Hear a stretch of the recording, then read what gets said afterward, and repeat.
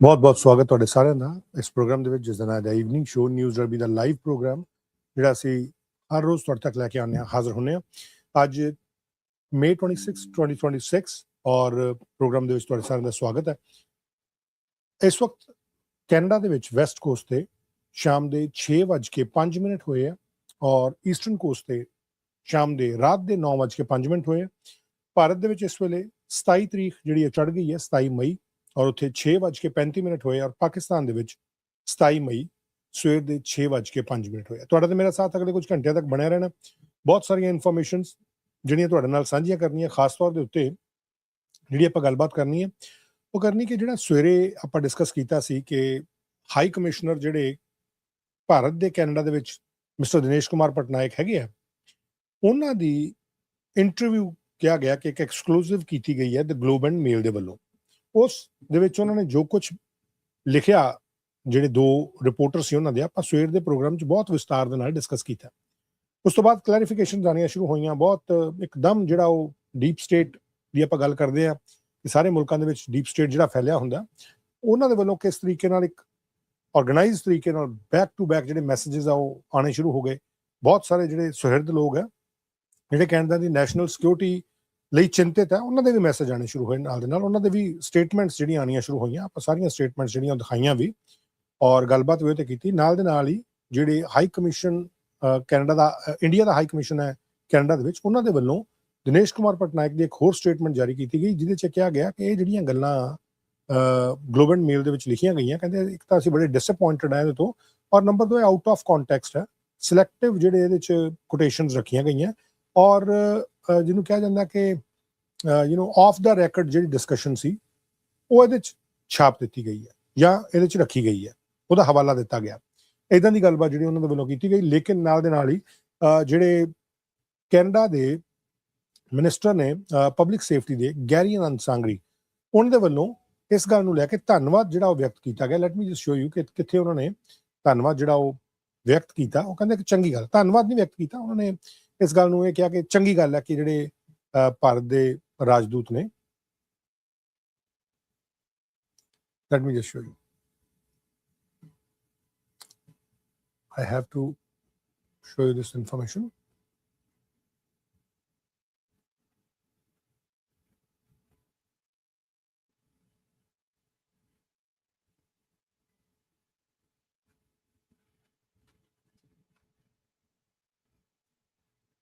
Garry Anandasangaree, ਉਹਨਾਂ ਦੇ ਵੱਲੋਂ ਕੀ ਕਿਹਾ ਗਿਆ।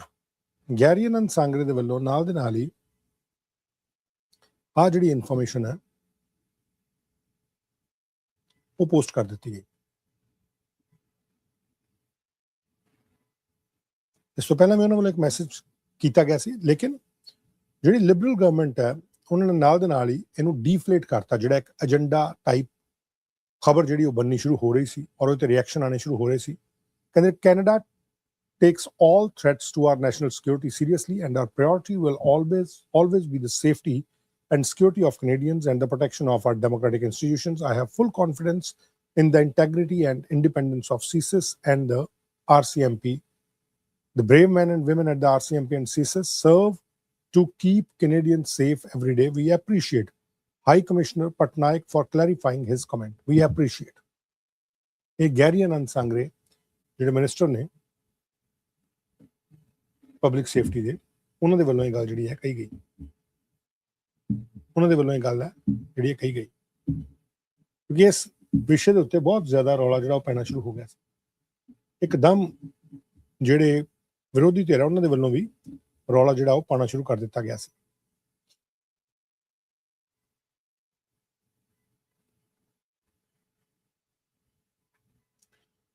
ਲੇਕਿਨ ਨਾਲ ਦੇ ਨਾਲ ਕੁਝ ਹੋਰ ਵੀ ਜਿਹੜੀਆਂ ਜਾਣਕਾਰੀਆਂ ਉਹ ਮੈਂ ਤੁਹਾਡੇ ਨਾਲ ਅੱਗੇ ਚੱਲ ਕੇ ਜਿਹੜੀਆਂ ਸਾਂਝੀਆਂ ਕਰਾਂਗਾ, ਉਹਨਾਂ ਦੇ ਬਾਰੇ ਵੀ ਆਪਾਂ ਗੱਲਬਾਤ ਜਿਹੜੀ ਆ ਪ੍ਰੋਗਰਾਮ ਦੇ ਇਸ ਹਿੱਸੇ ਦੇ ਵਿੱਚ ਕਰਨੀ।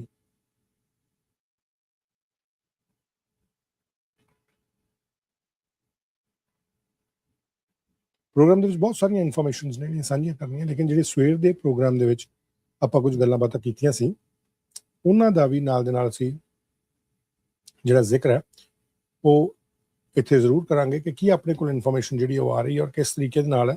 ਔਰ ਗੈਰੀ ਅਨਸਾਂਗਰੇ ਜਿਹੜੇ ਪਬਲਿਕ ਸੇਫਟੀ ਮਿਨਿਸਟਰ ਨੇ, ਉਹਨਾਂ ਦੇ ਵੱਲੋਂ ਕੁਝ ਹੋਰ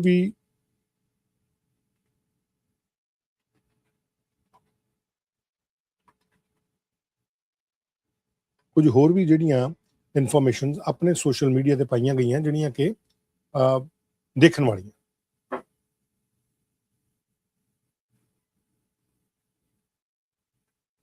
ਜਿਨ੍ਹਾਂ ਦੇ ਉੱਤੇ ਡਿਸਕਸ਼ਨ ਜਿਹੜੀ ਹੈ ਆਪਾਂ ਅੱਜ ਕਰਾਂਗੇ ਅੱਗੇ ਚੱਲ ਕੇ।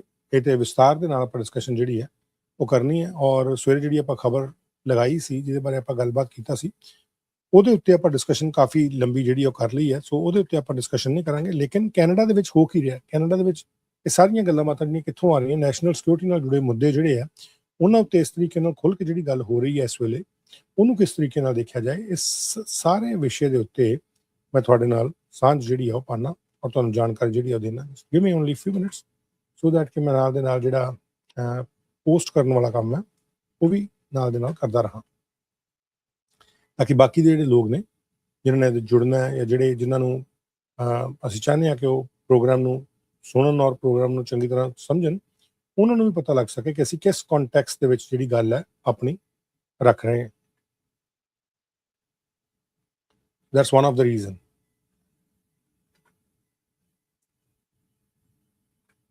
ਔਰ ਇਸੇ ਤਰੀਕੇ ਨਾਲ ਗੈਰੀ ਨੰਦ ਸੰਗਰੀ ਦੇ ਵੱਲੋਂ ਜੋ ਚੀਜ਼ ਕਹੀ ਗਈ ਹੈ ਔਰ ਉਹਨਾਂ ਨੇ ਜਿਹੜੀ ਇਹ ਕਿਹਾ ਕਿ ਅਸੀਂ ਐਪਰੀਸ਼ੀਏਟ ਕਰਦੇ ਹਾਂ ਹਾਈ ਕਮਿਸ਼ਨਰ ਪਟਨਾਇਕ ਦੇ ਵੱਲੋਂ ਜਿਹੜਾ ਇਹ ਗੱਲ ਕਲੀਅਰ ਕਰ ਦਿੱਤੀ ਗਈ ਹੈ, ਇਹਨੂੰ ਕਿਸ ਤਰੀਕੇ ਨਾਲ ਦੇਖਿਆ ਜਾਏ ਔਰ ਦਰਅਸਲ ਕਿਹਾ ਕੀ ਸੀ ਉਹਨਾਂ ਨੇ। ਜਿਹੜੇ ਲੋਕਾਂ ਨੇ ਹੁਣੇ ਪ੍ਰੋਗਰਾਮ ਲਗਾਇਆ ਜਾਂ ਜਿਹੜੇ ਇਸ ਵਕਤ ਸੁਣ ਰਹੇ ਆ,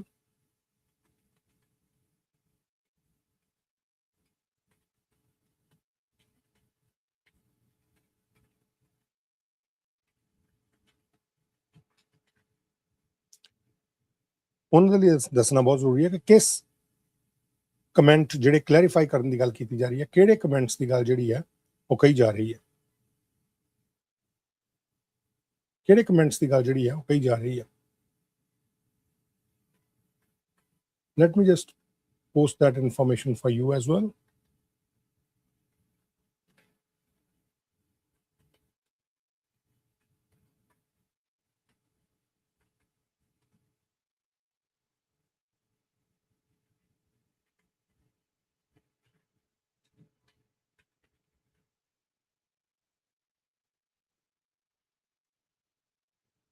ਸਭ ਤੋਂ ਪਹਿਲਾਂ ਇਹਦੇ ਤੇ ਗੱਲ ਕਰ ਲੈਣੀ ਹੈ ਕਿ ਜਿਨ੍ਹਾਂ ਨੇ ਹੁਣੇ ਪ੍ਰੋਗਰਾਮ ਲਾਇਆ ਉਹਨਾਂ ਨੂੰ ਪਤਾ ਵੀ ਲੱਗ ਜਾਏ ਕਿ ਅਸੀਂ ਕਿਸ ਸੰਦਰਭ ਦੇ ਵਿੱਚ ਗੱਲ ਜਿਹੜੀ ਆ ਉਹ ਕਰ ਰਹੇ। Thank you so much, I really appreciate. Hi Jona, thank you so much.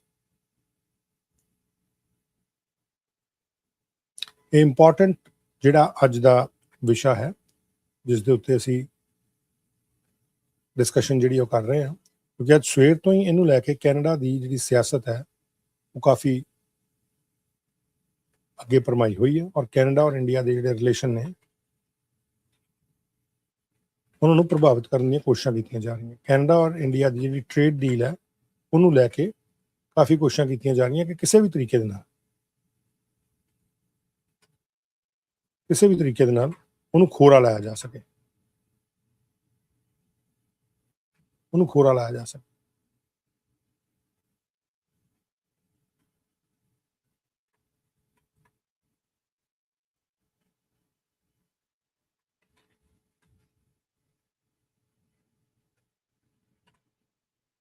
Let me just post this information, then we can go ahead. लेकिन मैं दस दिया कि ਜਿਹੜੀ ਇਨਫੋਰਮੇਸ਼ਨ ਅੱਜ ਸਵੇਰੇ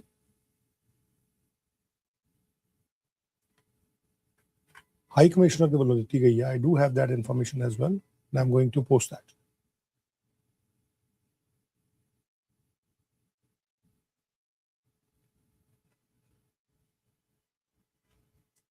ਉਹਨਾਂ ਦੇ ਵੱਲੋਂ ਇਸ ਵਿਸ਼ੇ ਤੇ ਕੀ ਕਿਹਾ ਗਿਆ ਸੀ।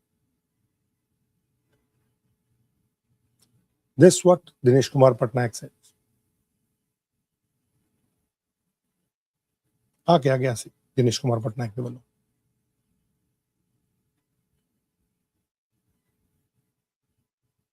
Let me just post it so then we can go move ahead from here. ਜਿਹੜੀ ਇਹ ਖਬਰ ਲਗਾਈ ਗਈ ਸੀ ਗਲੋਬ ਐਂਡ ਮੇਲ ਦੇ ਵੱਲੋਂ, ਉਹਦੇ ਉੱਤੇ ਆਪਣਾ ਕਲੈਰੀਫਿਕੇਸ਼ਨ ਜਿਹੜੀ ਆ ਉਹ ਦਿਨੇਸ਼ ਕੁਮਾਰ ਪਟਨਾਇਕ ਵੱਲੋਂ ਦਿੱਤੀ ਗਈ ਸੀ ਉਹ ਕਹਿੰਦੇ ਕਿ ਮੇਰੇ ਨਾਲ ਜਿਹੜੀ ਗੱਲ ਕੀਤੀ ਗਈ ਗਲੋਬ ਐਂਡ ਮੇਲ ਵੱਲੋਂ, ਕਹਿੰਦੇ I am ਡਿਸਅਪਾਇੰਟਡ ਬਾय the allegations made in Globe and Mail article today. India has maintained excellent. Let me just open this from here as well. कि ਜਿਹੜੀ ਉਹਨਾਂ ਨੇ ਅੱਜ ਗੱਲ ਕੀਤੀ ਹੈ।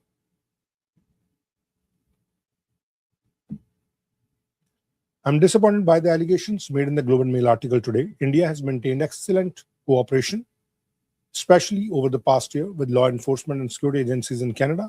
The visit of the NSAs and the regular meeting between the security agencies are testimony to this cooperation. We have strong faith in Canada's institution and completely reject these misleading allegations.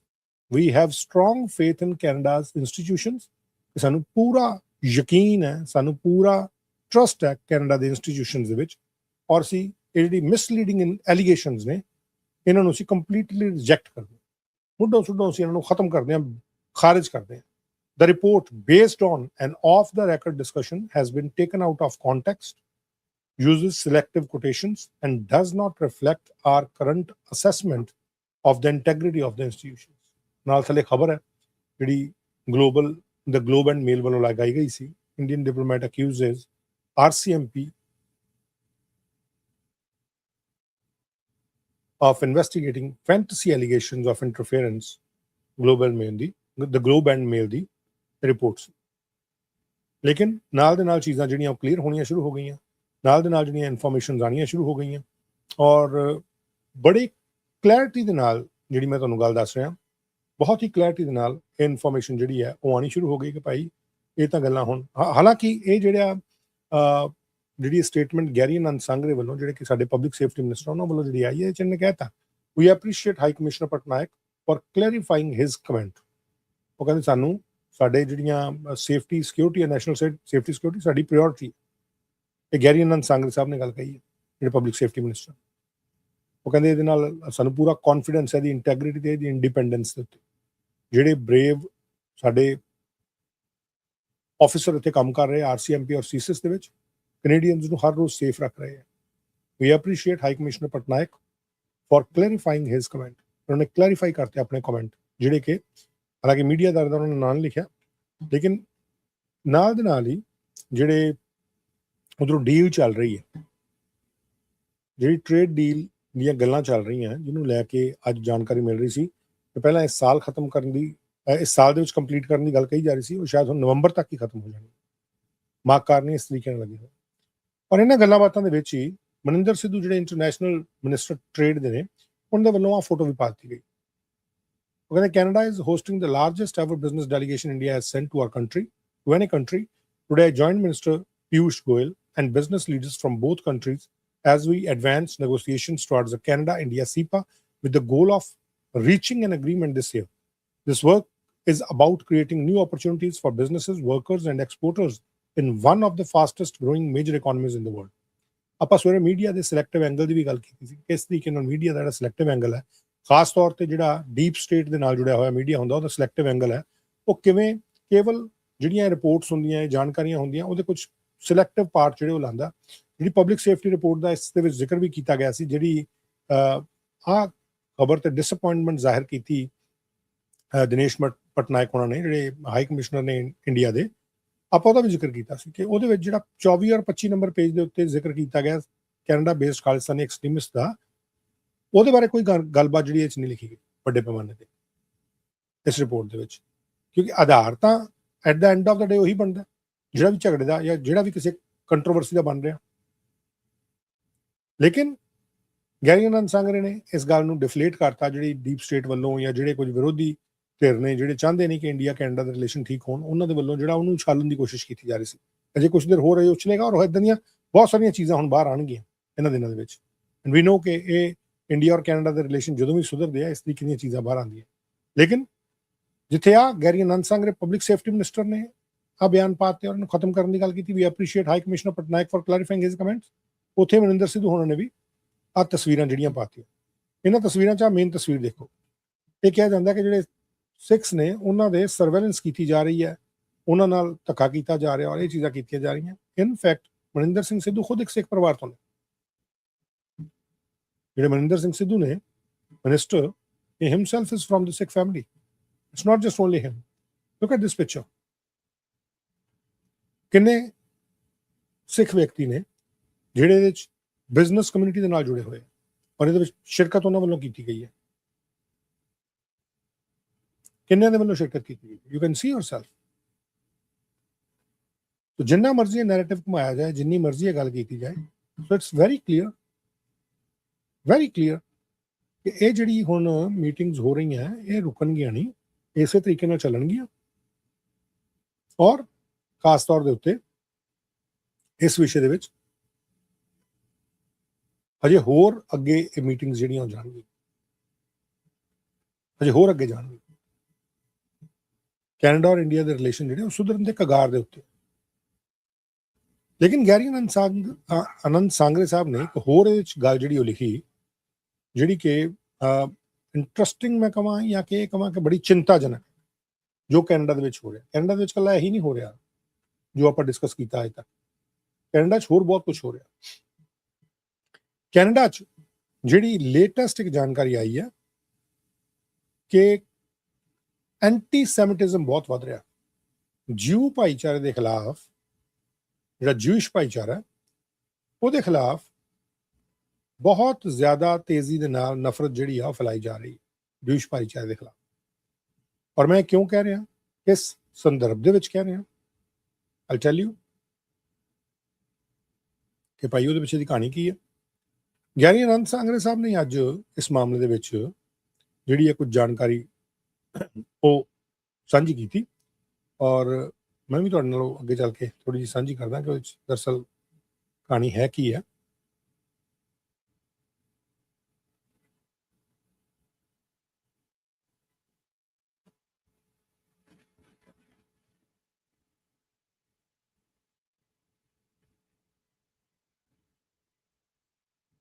Let me just post it for you.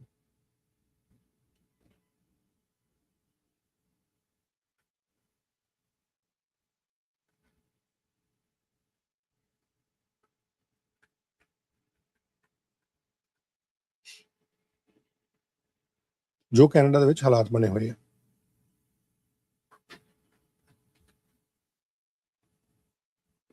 और इनू लैके Canada दे विच इस वेले चर्चा बहुत चल रही है, जी हुण मैं तुहाडे नाल गल डिस्कस कर लगा।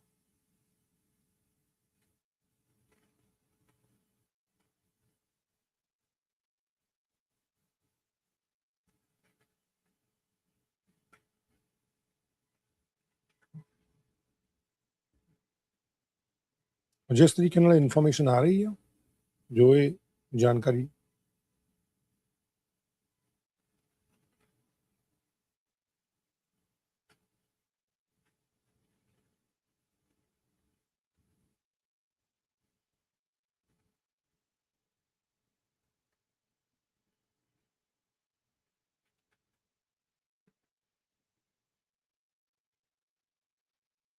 गैरी आनंद सांगरे साहब वालों जिहड़ा ये जानकारी इत्थे शेयर की गई, मैं तुहाडे नाल शेयर करदा।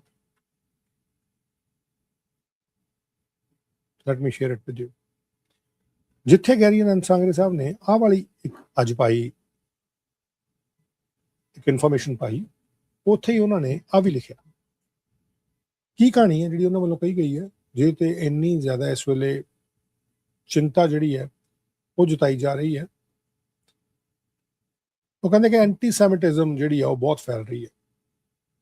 एंटी सैमिटिज्म जी है वो बहुत फैल रही है कैनेडा दे विच और ये जी एंटी सैमिटिज्म है ज्यूइश भाईचारे के खिलाफ जी हेट फैल रही है, ये कैनेडा दे विच कोई थां नहीं। उन्होंने किस संदर्भ से गल कही और किवें कही तुहानूं मैं दसदा। तुहानूं पहलां उन्हां दा मैसेज जिहड़ा वो मैं पढ़ा दें। हाँ मैसेज गैरी आनंद सांगरे साहब दा। The display of a Jewish person in Effigy in Montreal is a vile act of hate and is absolutely deplorable. We will always stand with the Jewish community across Canada, stand for their safety, and stand with them against hate of all kinds. Anti-Semitism will never have a place in Canada. ये mister Gary आनंद सांगरे दे वल्लों गल जिहड़ी है वो कही गई है। लेकिन ये किहड़ी गल दा जिक्र जिहड़ा उन्हां वल्लों कीता जा रहा है, ਕੀਤਾ ਜਾ ਰਿਹਾ। ਕਿਹੜੀਆਂ ਐਸੀਆਂ ਚੀਜ਼ਾਂ, ਕਿਹੜੀਆਂ ਐਸੀਆਂ ਡਿਸਪਲੇ ਆ ਜਿਹੜੇ ਕੀਤੇ ਗਏ ਆ, ਕਿਹੜੇ ਐਸੇ ਡਿਸਪਲੇ ਆ ਜਿਹੜੇ ਕੀਤੇ ਗਏ ਆ, ਔਰ ਕਿਉਂ ਇਹ ਗੱਲ ਜਿਹੜੀ ਉਹ ਸਾਹਮਣੇ ਆ ਰਹੀ ਹੈ, ਕਿੱਥੋਂ ਇਹ ਗੱਲ ਜਿਹੜੀ ਹੈ ਸਾਹਮਣੇ ਆ ਰਹੀ ਹੈ। ਦਰਅਸਲ and I'll tell you, it's not just only ਕਿ ਇਕੱਲੇ ਗੈਰੀ ਆਨੰਦ ਸੰਗਰੇ ਇਹਦੇ ਬਾਰੇ ਗੱਲ ਕਰ ਰਹੇ ਆ। ਇਟਸ ਨਾਟ ਜਸਟ ਓਨਲੀ ਕਿ ਗੈਰੀ ਆਨੰਦ ਸੰਗਰੇ ਗੱਲ ਕਰ ਰਹੇ, ਇਹਦੇ ਬਾਰੇ ਹੋਰ ਬਹੁਤ ਸਾਰੇ ਲੋਕ ਜਿਹੜੇ ਉਹ ਗੱਲ ਕਰ ਰਹੇ ਆ। ਮੈਂ ਤੁਹਾਨੂੰ ਹੁਣੇ ਦਿਖਾਣਾ, ਔਰ ਤੁਹਾਨੂੰ ਲਾਈਵ ਜਿਹੜੀਆਂ ਤਸਵੀਰਾਂ, ਲਾਈਵ ਤੋਂ ਭਾਵ ਹੈ ਕਿ ਉਹ ਜਿਹੜੀਆਂ ਇਨਫੋਰਮੇਸ਼ਨ ਜਿੱਥੋਂ ਡਾਇਰੈਕਟ ਆ ਰਹੀ ਹੈ ਉੱਥੋਂ ਦਿਖਾਣਾ। ਆ ਕੁਝ ਵੀਡੀਓਜ਼ ਕੁਝ ਦਿਨਾਂ ਤੋਂ ਘੁੰਮ ਰਹੀ ਹੈ, ਜਿਹਦੇ ਵਿੱਚ ਡੋਨਲਡ ਟਰੰਪ, ਇਜ਼ਰਾਈਲ ਦੇ ਪ੍ਰਾਈਮ ਮਿਨਿਸਟਰ ਬੈਂਜਾਮਿਨ ਨੇਤਨਯਾਹੂ ਔਰ ਕੁਝ ਹੋਰ ਜਿਹੜੇ ਇਜ਼ਰਾਈਲ ਦੇ ਲੀਡਰਸ ਨੇ, ਉਹਨਾਂ ਦੇ ਬੁੱਤ ਜਿਹੜੇ ਆ ਉਹ ਬਣਾਏ ਗਏ ਇਸ ਤਰੀਕੇ ਨਾਲ, ਔਰ ਉਹਨਾਂ ਨੂੰ ਫਾਂਸੀ ਤੇ ਲਟਕਾਇਆ ਹੋਇਆ। Look at this.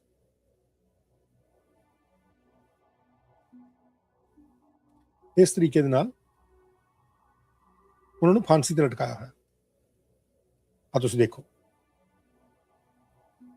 ਏਦਾਂ ਲਟਕਾਇਆ ਹੋਇਆ।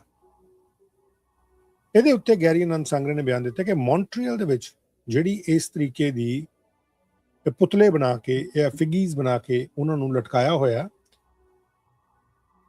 the display of Jewish person in Effigy in Montreal, Jewish person ਹੈ। Jewish person ਕੀ ਹੈ ਕਿ ਜਿਹੜਾ ਉੱਤੇ ਉਹਦੇ ਸਿਰ ਦੇ ਉੱਤੇ ਕਿੱਪਾ ਜਿਹਾ ਪਾਇਆ ਹੋਇਆ, is a vile act of hate and it is absolutely deplorable. We will always stand with Jewish community across Canada, stand for their safety and stand with them against hate of all kinds. Antisemitism will never have a place in Canada. ਇਹ Garry ਆਨੰਦ ਸੰਗਰੇ ਸਾਹਿਬ ਵੱਲੋਂ ਆ ਜਿਹੜਾ message ਹੈ ਉਹ ਪਾਇਆ ਗਿਆ, ਜਿਹੜਾ ਤੁਹਾਡੇ ਨਾਲ ਮੈਂ ਡਿਸਕਸ ਕੀਤਾ। ਲੇਕਿਨ ਕੀ ਕੱਲੀ ਇਹੀ ਵੀਡੀਓ ਹੈ ਜਿਹੜੀ ਘੁੰਮ ਰਹੀ ਹੈ? ਨਾ, ਇਸ ਤੋਂ ਇਲਾਵਾ ਇੱਕ ਵੀਡੀਓ ਜਿਹੜੀ ਹੈ ਉਹ ਘੁੰਮ ਰਹੀ ਹੈ, and I'll show you that one। ਇਹ ਜਿਹੜੀ ਵੀਡੀਓ ਹੈ ਇਹ 'ਚ ਢੋਲ ਵਜਾਏ ਜਾ ਰਹੇ ਆ, ਔਰ ਉਹਦਾ ਦੂਸਰਾ ਐਂਗਲ ਹੈ। Let me show you. ਆ ਦੇਖੋ, ਮੂੰਹ ਢਕੇ ਹੋਏ ਆ, ਮਾਸਕ ਪਾਏ ਹੋਏ ਆ, ਔਰ ਉਹੀ ਐਫਿਗੀਜ਼ ਜਿਹੜੇ ਪੁਤਲੇ ਆ ਉਹ ਇਦਾਂ ਰੱਖੇ ਜਾ ਰਹੇ ਆ।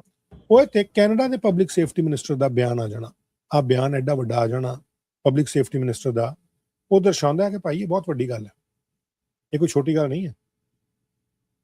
ਯਾਰਕ ਸੈਂਟਰ ਤੋਂ ਕੰਜ਼ਰਵੇਟਿਵ ਪਾਰਟੀ ਦੇ ਇੱਕ ਐਮਪੀ ਨੇ, ਕੰਜ਼ਰਵੇਟਿਵ ਪਾਰਟੀ ਦੇ, ਉਹਨਾਂ ਦੇ ਵੱਲੋਂ ਇਸ ਵੀਡੀਓ ਨੂੰ ਨਾਲ ਟੈਗ ਕਰਕੇ, ਇਸ ਵੀਡੀਓ ਨਾਲ ਹੁਣ ਮੈਂ ਤੁਹਾਨੂੰ ਦਿਖਾਣਾ ਇਹ ਸੂਡੋ ਕਰੈਕਟਰ ਜਾਂ ਜਿਹੜੀਆਂ ਡਬਲ ਸਟੈਂਡਰਡਸ ਕਿੱਦਾਂ ਦੇ ਹੁੰਦੇ ਆ, ਕੀ ਹੁੰਦੇ ਆ, ਔਰ ਆਪਾਂ ਕਿਉਂ ਕਹਿੰਦੇ ਆ ਕਿ ਡਬਲ ਸਟੈਂਡਰਡ ਜਿਹੜੇ ਹੈਗੇ ਆ ਜਿਹੜੇ ਇਦਾਂ ਦੀਆਂ ਚੀਜ਼ਾਂ ਚੱਲ ਰਹੀਆਂ। I'll tell you, I'll show you as well। ਇਹ ਕਹਾਣੀ ਕੀ ਹੈ, ਨਾਲ ਦੇ ਨਾਲ ਤੁਹਾਨੂੰ ਮੈਂ ਦਿਖਾਉਣ ਦੀ ਕੋਸ਼ਿਸ਼ ਕਰਦਾ। ਗੈਰੀ ਆਨੰਦ ਸੰਗਰੇ ਜਿਹੜੇ ਲਿਬਰਲ ਪਾਰਟੀ ਨੂੰ ਬਿਲੋਂਗ ਕਰਦੇ ਆ, but he is the honourable public safety minister of Canada. ਉਹਨਾਂ ਦੇ ਵੱਲੋਂ ਬਿਆਨ ਦਿੱਤੇ ਗਏ ਜਿਹੜੇ ਮੈਂ ਨਾਲ ਲਗਾਏ ਹੋਏ, ਤੁਸੀਂ ਦੇਖ ਸਕਦੇ ਹੋ। ਦ ਡਿਸਪਲੇ ਆਫ ਅ ਜੂਇਸ਼ ਪਰਸਨ, ਜਿਹੜੀ ਵੀਡੀਓ ਮੈਂ ਤੁਹਾਨੂੰ ਦਿਖਾਈ ਹੈ ਉਹਦਾ ਆਪਾਂ ਜ਼ਿਕਰ ਨਾਲ ਦੇ ਨਾਲ ਕੀਤਾ। ਲੇਕਿਨ ਜਿੱਥੇ ਆਨੰਦ ਸੰਗਰੇ ਸਾਹਿਬ ਨੇ ਗੱਲ ਕੀਤੀ ਹੈ, ਉੱਥੇ ਹੀ ਕੁਝ ਹੋਰ ਲੀਡਰਸ ਜਿਨ੍ਹਾਂ ਦੇ ਵੱਲੋਂ ਇਸ ਵਿਸ਼ੇ ਉੱਤੇ ਗੱਲ ਕੀਤੀ ਗਈ। ਪਹਿਲੇ ਹੈਗੇ ਰੋਮਨ ਬਾਬਰ ਜਿਹੜੇ ਨੇ ਇਹ ਐਮਪੀ ਨੇ ਯਾਰਕ ਸੈਂਟਰ ਤੋਂ, ਕੰਜ਼ਰਵੇਟਿਵ ਪਾਰਟੀ ਦੇ। ਇਹ ਕਹਿੰਦੇ they are hanging N effigy of a Jew in Montreal now. Whatever Zionist, the problem with the Islamist is eventually they will come for you too. ਇਹ Roman Babur ਨੇ ਇਹ ਪਾਈ ਹੋਈ ਹੈ। They will come for you too. See Nigeria, Sudan, Yemen, Rwanda, Lebanon, Iran and countless others. Are you ready for this, Canada? ਇਹ ਜਿਹਨਾਂ ਨੇ ਕਿਹਾ ਕਿ ਜਿਹੜੇ ਇਸਲਾਮਿਸਟ ਨੇ ਇਹ ਤੁਹਾਡੇ ਪਿੱਛੇ ਵੀ ਆਣਗੇ। The problem with the Islamist is eventually, ਇਸਲਾਮਿਸਟ ਜਿਹੜੇ ਨੇ ਉਹਨਾਂ ਦੇ ਨਾਲ ਸਮੱਸਿਆ ਹੈ ਕਿ ਤੁਹਾਡੇ ਵਾਸਤੇ ਆਣਗੇ। This is what Roman Babar is saying. ਮੈਂ ਬਿਲਕੁਲ ਇਸ ਚੀਜ਼ ਦੇ ਨਾਲ ਇਹਨਾਂ ਨਾਲ ਸਹਿਮਤ ਨਹੀਂ, ਇਹਨਾਂ ਦਾ ਆਪਣਾ ਵਿਚਾਰ ਹੈ। ਉਹ ਕਹਿੰਦੇ ਕਿ ਇਹਨਾਂ ਨੇ ਜਿਊਜ਼ ਦੀ ਇੱਕ ਪੁਤਲਾ ਜਿਹੜਾ ਮੌਂਟਰੀਅਲ ਦੇ ਵਿੱਚ ਲਟਕਾਇਆ ਹੋਇਆ, whatever Zionist, are you ready for this, Canada? ਇਹ ਕੀ ਕੈਨੇਡਾ ਇਹਦੇ ਲਈ ਤਿਆਰ ਹੈ? ਜਿਹੜੀ ਕਹਿੰਦੇ ਪ੍ਰੋਬਲਮ ਵਿਦ ਦਾ ਇਸਲਾਮਿਸਟ ਇਹ ਹੈ ਕਿ ਇਵੈਂਚੁਅਲੀ ਤੁਹਾਡੇ ਖਿਲਾਫ ਵੀ ਆਣਗੇ। ਤੁਸੀਂ ਨਾਈਜੀਰੀਆ ਦੇਖ ਲਓ, ਸੁਡਾਨ ਦੇਖ ਲਓ, ਯਮਨ ਦੇਖ ਲਓ, ਰਵਾਂਡਾ ਦੇਖ ਲਓ, ਲੈਬਨਾਨ ਦੇਖ ਲਓ, ਈਰਾਨ ਦੇਖ ਲਓ, ਕਾਊਂਟਲੈਸ ਹੋਰ ਮੁਲਕ ਦੇਖ ਲਓ। ਇਹ ਕੰਜ਼ਰਵੇਟਿਵ ਪਾਰਟੀ ਦੇ ਲੀਡਰ ਵੱਲੋਂ ਕਿਹਾ ਜਾ ਰਿਹਾ, ਕੰਜ਼ਰਵੇਟਿਵ ਪਾਰਟੀ ਦੇ ਫੈਡਰਲ ਕੰਜ਼ਰਵੇਟਿਵ ਪਾਰਟੀ ਦੇ leader, he is not alone ਜਿਨ੍ਹਾਂ ਵੱਲੋਂ ਕਿਹਾ ਜਾ ਰਿਹਾ। ਆ ਪੀਅਰ ਪੋਲੀਏਵ ਜਿਹੜੇ ਕੰਜ਼ਰਵੇਟਿਵ ਪਾਰਟੀ ਦੇ ਫੈਡਰਲ ਲੀਡਰ ਨੇ, ਵਿਰੋਧੀ ਧਿਰ ਦੇ ਨੇਤਾ ਨੇ ਕੈਨੇਡਾ ਦੇ ਵਿੱਚ ਕੰਜ਼ਰਵੇਟਿਵ ਪਾਰਟੀ ਦੇ, ਉਹ ਕਹਿੰਦੇ mask cowards paraded an effigy of a Jew being hanged in downtown Montreal in broad daylight।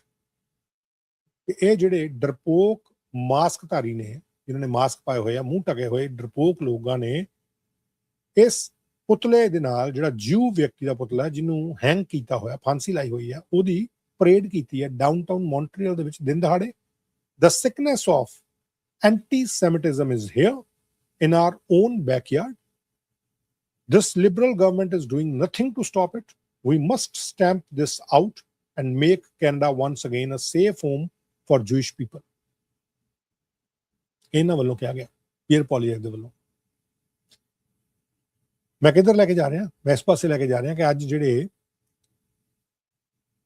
The globe and ਮੇਲ ਦੇ ਵਿੱਚ, ਨਿਊਜ਼ ਆਊਟਲੈਟ ਦੇ ਵਿੱਚ ਜਿਹੜੇ ਬਿਆਨ ਕਥਿਤ ਤੌਰ ਤੇ ਤੋੜ ਮਰੋੜ ਕੇ ਦਿਨੇਸ਼ ਕੁਮਾਰ ਪਟਨਾਇਕ ਕਹਿੰਦੇ ਮੇਰੇ ਪੇਸ਼ ਕੀਤੇ ਗਏ, ਉਹਦੇ ਉੱਤੇ ਫੈਡਰਲ ਪਾਰਟੀ ਦੇ ਹੀ ਇੱਕ MP ਮਾਈਕਲ ਚੌਂਗ ਨੇ ਕਹਿਤਾ ਕਿ ਭਾਈ ਆ ਕੀ ਕਰ ਰਹੇ ਆ, ਇਹ ਕਿੱਦਾਂ ਦੇ ਬਿਆਨ ਦੇ ਦਿੱਤੇ। ਮਾਈਕਲ ਚੌਂਗ ਦੇ ਵੱਲੋਂ ਕਿਹਾ ਗਿਆ। ਅੱਛਾ, ਹੁਣ ਰੋਮਨ ਬਾਬਰ ਇਸਲਾਮਿਸਟ ਨੂੰ ਪ੍ਰੋਬਲਮ ਦੱਸ ਰਹੇ ਆ, ਇਹ ਕਹਿ ਰਹੇ ਆ ਕਿ ਜਿਊਜ਼ ਦੇ ਖਿਲਾਫ ਇਹ ਹੋ ਰਿਹਾ। ਪੀਅਰ ਪੋਲੀਏਵ ਕਹਿ ਰਹੇ ਆ ਹੋ ਰਿਹਾ। ਗੈਰੀ ਅਨੰਦ ਸੰਗਰੀ ਕਹਿ ਰਹੇ ਆ ਕਿ ਭਾਈ ਜਿਹੜੀ ਡਿਸਪਲੇ ਕੀਤੀ ਗਈ ਹੈ ਬਹੁਤ ਮਾੜੀ ਹੈ। ਡਿਸਪਲੇ ਤੁਹਾਨੂੰ ਮੈਂ ਦਿਖਾਤੀ ਹੈ ਕਿ ਡਿਸਪਲੇ ਹੈ ਕੀ ਹੈ। ਡਿਸਪਲੇ ਆਹ ਹੈ, ਆਹ ਡਿਸਪਲੇ, ਆਹ ਡਿਸਪਲੇ ਹੈ। ਪੀਅਰ ਪੋਲੀਏਵ ਦੇ ਆਹ ਬਿਆਨ ਹੈ, ਪੀਅਰ ਪੋਲੀਏਵ ਦੇ ਆਹ ਬਿਆਨ ਹੈ ਤੁਹਾਡੇ ਸਾਹਮਣੇ। ਆਹ ਉਹ ਡਿਸਪਲੇ ਹੈ, ਮੈਂ ਤੁਹਾਨੂੰ ਡਿਸਪਲੇ ਦਿਖਾ ਦਿੰਦਾ। Hello, that's a display. ਹੁਣ ਤੁਸੀਂ ਦੇਖੋ ਡਬਲ ਸਟੈਂਡਰਡ ਕਿੱਥੇ ਆਉਂਦਾ। ਮਾਈਕਲ ਚੌਂਗ ਉੱਦਾਂ ਚੀਨ ਨੂੰ ਲੈ ਕੇ ਵੀ ਕਹਿੰਦੇ ਕਿ ਉਹਨਾਂ ਨਾਲ ਰਿਸ਼ਤੇ ਕਿਉਂ ਬਣਾਏ ਜਾ ਰਹੇ ਆ, ਤੁਹਾਡੀ ਕੋਈ ਗਾਰਡ ਰੇਡ ਨਹੀਂ ਹੈ, ਕਿ ਉਹ ਆਪ ਮੇਰੇ ਖਿਆਲ ਹਾਂਗਕਾਂਗ ਤੋਂ ਜਾਂ ਕਿਤੋਂ ਉਹਨਾਂ ਦੇ ਪਰਿਵਾਰ ਨੂੰ ਧਮਕੀਆਂ ਵੀ ਕਹਿੰਦੇ ਮਿਲੀਆਂ ਚੀਨ ਦੀ ਸਰਕਾਰ ਦੇ ਵੱਲੋਂ ਕਥਿਤ ਤੌਰ ਤੇ। ਉਹ ਕਹਿੰਦੇ ਹੁਣ ਇੰਡੀਆ ਨਾਲ ਵੀ ਰਿਲੇਸ਼ਨ ਨੂੰ ਲੈ ਕੇ ਥੋੜੀ ਜਿਹੀ ਪਰੇਸ਼ਾਨੀ ਜੀ ਉਹਨਾਂ ਨੂੰ ਜਾਪਦੀ ਹੈ। ਹਾਲਾਂਕਿ ਉਹਨਾਂ ਦੀ ਪਾਰਟੀ ਦੇ ਹੀ ਨਾਲ, ਉਸ ਆਈਡੀਓਲੋਜੀ ਦੇ ਨਾਲ ਜੁੜੇ ਹੋਏ ਜਿਹੜੇ ਕੁਝ ਲੀਡਰਸ ਨੇ, ਪ੍ਰੀਮੀਅਰਸ ਨੇ, ਉਹ ਆਪਣਾ ਬਿਜ਼ਨਸ ਬਹੁਤ ਵਧੀਆ ਚਲਾ ਰਹੇ ਆ। ਸਸਕੈਚੁਅਨ ਦੇ ਪ੍ਰੀਮੀਅਰ ਸਕਾਟ ਮੋ ਕਹਿੰਦੇ ਜੀ ਕਮਾਲ ਕਰਤੀ। ਔਰ ਉਹਨਾਂ ਨੂੰ ਕੌਣ ਹੈ ਜਿਹੜਾ ਸਲਾਹ ਦੇਣ ਵਾਲਾ? Farmer prime minister Stephen Harper. ਉਹ ਬੜੇ ਵਧੀਆ ਤਰੀਕੇ ਨਾਲ ਇੰਡੀਆ ਦੇ ਵਿੱਚ ਜਾ ਰਹੇ ਆ ਬਾਰ-ਬਾਰ ਕੰਜ਼ਰਵੇਟਿਵ ਪਾਰਟੀ ਦੇ। ਹੁਣ ਮੈਂ ਤੁਹਾਨੂੰ ਦਿਖਾਣਾ ਕੀ ਚਾਹੁੰਦਾ ਇੱਥੇ, ਤੁਸੀਂ ਕਹੋਗੇ ਜਿਊਜ਼ ਨਾਲ ਕਿਉਂ ਜੋੜਿਆ ਜਾ ਰਿਹਾ ਇੰਡੀਆ ਦੀ ਗੱਲ। ਮੈਂ ਜਿਊਜ਼ ਨਾਲ ਨਹੀਂ ਜੋੜ ਰਿਹਾ, ਮੈਂ ਜੋੜ ਰਿਹਾ ਡਬਲ ਸਟੈਂਡਰਡਸ। ਆਹ ਇੱਕ ਪ੍ਰਦਰਸ਼ਨ ਕੀਤਾ ਜਾ ਰਿਹਾ, ਜਿਹੜੇ ਮਰਜ਼ੀ ਇਹ ਲੀਡਰ ਹੈ, ਜਿਹੜਾ ਮਰਜ਼ੀ ਇਹ ਵਿਅਕਤੀ ਹੈ, ਜਿਹਦੀ ਮਰਜ਼ੀ ਇਹ ਪੁਤਲਾ ਬਣਾਇਆ ਗਿਆ ਨਹੀਂ ਬਣਾਇਆ ਗਿਆ, ਇਹ ਵਾਕਈ ਹੇਟ ਦਰਸਾਉਂਦਾ, ਇਹ ਵਾਕਈ ਨਫ਼ਰਤ ਦਿਖਾਉਂਦਾ, ਇਹ ਵਾਕਈ ਇੱਕ ਐਸਾ ਮਾਹੌਲ ਸਿਰਜਦਾ ਜਿਹੜਾ ਕਿ ਬਹੁਤ ਬੈਡ ਟੇਸਟ ਵਾਲਾ। ਤੁਹਾਡੇ ਪ੍ਰਦਰਸ਼ਨ ਕਰਨ ਦੇ ਤਰੀਕੇ ਅਲੱਗ ਹੋ ਸਕਦੇ, ਤੁਸੀਂ ਆਪਣੇ ਮੁਲਕਾਂ 'ਚ ਕਿਹੋ ਜਿਹੇ ਪ੍ਰਦਰਸ਼ਨ ਕਰਦੇ ਰਹੋ ਇੱਕ ਅਲੱਗ ਚੀਜ਼ ਹੋ ਸਕਦੀ। ਇੱਦਾਂ ਦਿਨ ਦਿਹਾੜੇ ਕੁਝ ਮੁਲਕ ਹੈਗੇ ਆ ਜਿਹੜੇ ਇੱਦਾਂ ਫਾਂਸੀ ਲਾ ਦਿੰਦੇ ਆ ਸੜਕਾਂ ਦੇ ਵਿੱਚ ਖੜਾ ਕੇ, ਇਹ ਉੱਦਾਂ ਦੇ ਹਾਲਾਤ ਕੀਤੇ ਹੋਏ ਆ। ਲੇਕਿਨ ਕੀ ਕੱਲੀ ਜੂਇਸ਼ ਕਮਿਊਨਿਟੀ ਹੈ ਜਿਹੜੀ ਇਹ ਭੁਗਤ ਰਹੀ ਹੈ? ਕੀ ਕੱਲੀ ਜੂਇਸ਼ ਕਮਿਊਨਿਟੀ ਜਿਹੜੀ ਭੁਗਤ ਰਹੀ ਹੈ? ਕੀ ਇਹਨਾਂ ਨੂੰ ਜਿਹੜੇ ਸੋ ਕਾਲਡ ਲੀਡਰਸ ਨੇ ਇਸੇ ਪਾਰਟੀ ਦੇ, ਜਿਹੜੀ ਇਹ ਕੰਜ਼ਰਵੇਟਿਵ ਪਾਰਟੀ ਹੈ, ਜਿਹੜਾ ਇੰਨਾ ਜ਼ਿਆਦਾ ਇਹ ਕਹਿ ਰਹੇ ਆ ਜੀ ਕਿ ਅਸੀਂ ਤਾਂ ਇੱਦਾਂ ਖੜੇ ਹਾਂ, ਅਸੀਂ ਉੱਦਾਂ ਖੜੇ ਹਾਂ, ਅਸੀਂ ਆਹ ਕਰ ਰਹੇ ਹਾਂ। ਕੁਝ ਤਸਵੀਰਾਂ ਮੈਂ ਤੁਹਾਡੇ ਨਾਲ ਸਾਂਝੀਆਂ ਕਰਦਾ ਔਰ ਤੁਸੀਂ ਦੇਖੋ ਕਿ ਕੀ ਇੱਦਾਂ ਹੀ ਪੁਤਲੇ ਬਣਾ ਕੇ ਪਿਛਲੇ ਕਾਫੀ ਸਮੇਂ ਤੋਂ ਕੈਨੇਡਾ ਦੇ ਵਿੱਚ ਪ੍ਰੋਟੈਸਟ ਨਹੀਂ ਚੱਲ ਰਹੇ? ਕਿ ਕੈਨੇਡਾ ਦੇ ਵਿੱਚ ਅੱਗੇ ਵੀ, ਇਸ ਤੋਂ ਪਹਿਲਾਂ ਵੀ ਇੱਦਾਂ ਦੇ ਹੀ ਪੁਤਲੇ ਬਣਾ ਕੇ ਕੀ ਪ੍ਰੋਟੈਸਟ ਨਹੀਂ ਕੀਤੇ ਜਾ ਰਹੇ?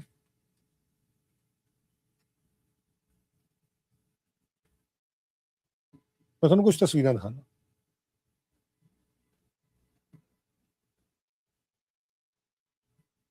ਆ ਦੇਖੋ, ਹੁਣ ਜਿਹੜੀਆਂ ਉਹ ਐਫੀਗੀਜ਼ ਦੀ ਗੱਲ ਕੀਤੀ ਕਿ ਉਹ ਪੁਤਲੇ ਸਾੜ ਰਹੇ ਆ, ਉਹ ਪੁਤਲੇ ਬਣਾਏ ਹੋਏ ਆ ਜੀ, ਉਹ ਪੁਤਲਿਆਂ ਨੂੰ ਫਾਂਸੀ ਦੇ ਦਿੱਤੀ ਗਈ ਹੈ, ਉਹ ਜਿਊ ਬੰਦਾ ਹੈ, ਉਹਦੇ ਕਿੱਪਾ ਪਾਇਆ ਹੋਇਆ ਜੀ, ਇੱਕ ਹੇਟ ਹੈ, ਇਹ ਬਹੁਤ ਹੇਟ ਹੈ। ਐਂਡ ਆਈ ਸੈਡ ਕਿ ਮੈਂ ਨਹੀਂ ਇਸ ਚੀਜ਼ ਨਾਲ ਲੈਣਾ ਦੇਣਾ ਕਿ ਉਹ ਲੀਡਰ ਕੌਣ ਹੈ। ਗੱਲ ਇਹ ਹੈ ਕਿ ਤੁਸੀਂ ਪ੍ਰੈਜ਼ੈਂਟ ਕੀ ਕਰ ਰਹੇ ਹੋ, ਉੱਥੇ ਤੁਸੀਂ ਐਕਟ ਕੀ ਕਰ ਰਹੇ ਹੋ, ਤੁਸੀਂ ਪ੍ਰੈਜ਼ੈਂਟੇਸ਼ਨ ਕੀ ਦੇ ਰਹੇ ਹੋ।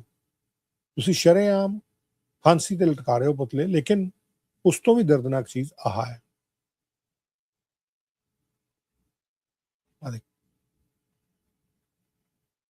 ਆਹ ਡਿਸਪਲੇ ਕੈਨੇਡਾ ਦੇ ਵਿੱਚ ਹੀ ਹੋ ਰਿਹਾ, ਸ਼ਰੇਆਮ ਵੈਨਕੂਵਰ ਡਾਊਨਟਾਊਨ 'ਚ ਹੁੰਦੇ ਆ, ਸ਼ਰੇਆਮ ਇਹ ਕੈਲਗਰੀ 'ਚ ਹੁੰਦੇ ਆ, ਸ਼ਰੇਆਮ ਇਹ ਹੋਰ ਥਾਵਾਂ ਤੇ ਹੁੰਦੇ ਆ।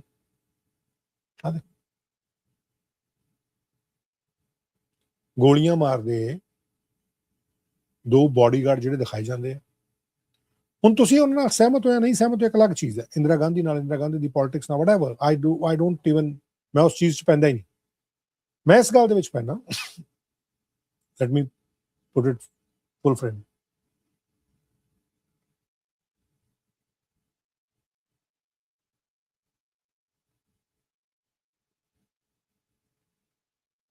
ਮੈਂ ਫੁੱਲ ਫਰੇਮ ਤੇ ਲਾ ਕੇ ਤੁਹਾਨੂੰ ਇਸੇ ਕਰਕੇ ਦਿਖਾ ਰਿਹਾ, ਤਾਂ ਮੈਂ ਤੁਹਾਨੂੰ ਵੀਡੀਓ ਦਿਖਾਉਣਾ।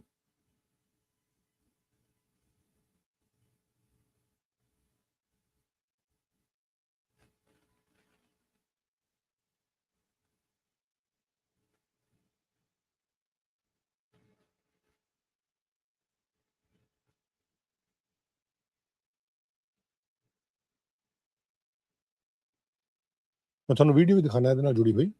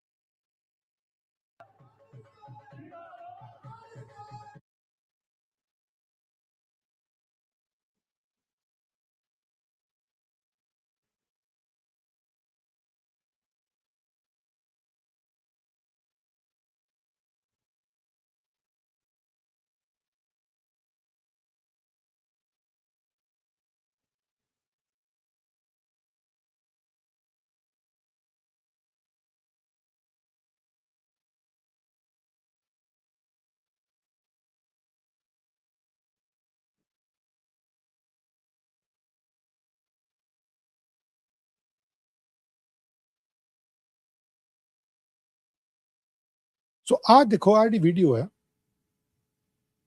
ਇਹਦੇ 'ਚ ਜਿਹੜਾ ਤੁਸੀਂ ਦੇਖ ਸਕਦੇ ਹੋ ਕਿ ਜਿਹੜਾ ਐਕਟ ਕੀਤਾ ਜਾ ਰਿਹਾ ਜਾਂ ਜਿਹੜਾ ਇਹ ਵੀਡੀਓ ਦਿਖਾਈ ਜਾ ਰਹੀ ਹੈ, ਮੈਂ ਇਹਦੇ 'ਚ ਤੁਹਾਡਾ ਧਿਆਨ ਇੱਕ ਹੋਰ ਚੀਜ਼ ਵੱਲ ਲਿਆਉਣਾ ਚਾਹੁੰਦਾ।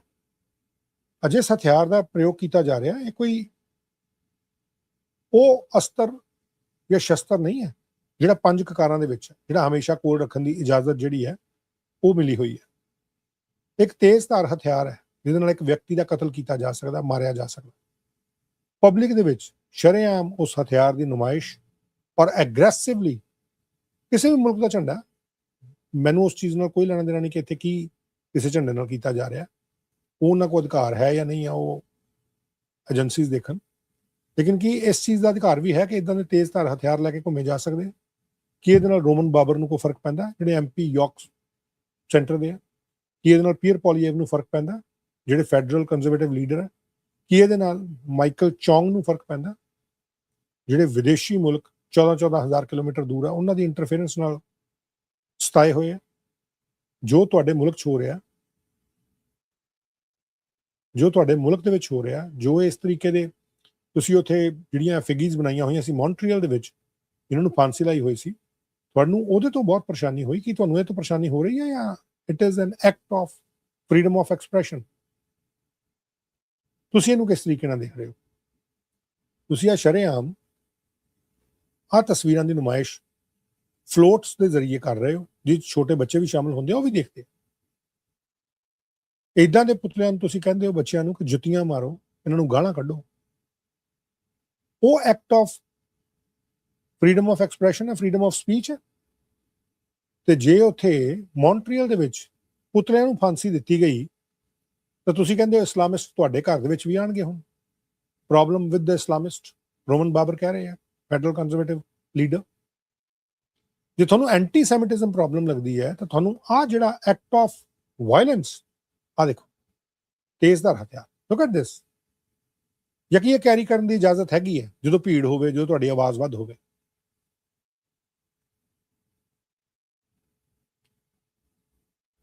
Look at this. ਹਾਂਜੀ, ਇਹ ਪੁਤਲਾ ਨਹੀਂ ਹੈ, ਇਹ ਕੁਝ ਹੋਰ ਹੈ। ਇਹ ਪੁਤਲਾ ਨਹੀਂ ਹੈ, ਇਹ ਕੁਝ ਹੋਰ ਹੈ। ਰੋਮਨ ਬਾਬਰ ਇਹ ਕਹਿਣਾ ਚਾਹੁੰਦੇ हैं कि पुतला नहीं है, it is something else. Police कोल खड़ी है, नोबडी इज बॉदरिंग, हथियारों की नुमाइश। सो मेरे कहने का मकसद यह है कि जे तुहानू प्रॉब्लम एक इस पुतले तो हो रही है कि वो वाइल्ड एक्ट, माफ करना, वाइल्ड एक्ट ऑफ हेट है, ਅਸੀਂ ਉਹਦੀ ਨਿਖੇਧੀ ਕਰਦੇ ਹਾਂ। ਇਦਾਂ ਨਹੀਂ ਹੋ ਸਕਦਾ। ਜੂਇਸ਼ ਕਮਿਊਨਿਟੀ ਜਿਹੜੀ ਆ ਉਹਦੇ ਤੇ ਇਦਾਂ ਦੇ ਨਿਸ਼ਾਨੇ ਨਹੀਂ ਵਿੰਨੇ ਜਾ ਸਕਦੇ।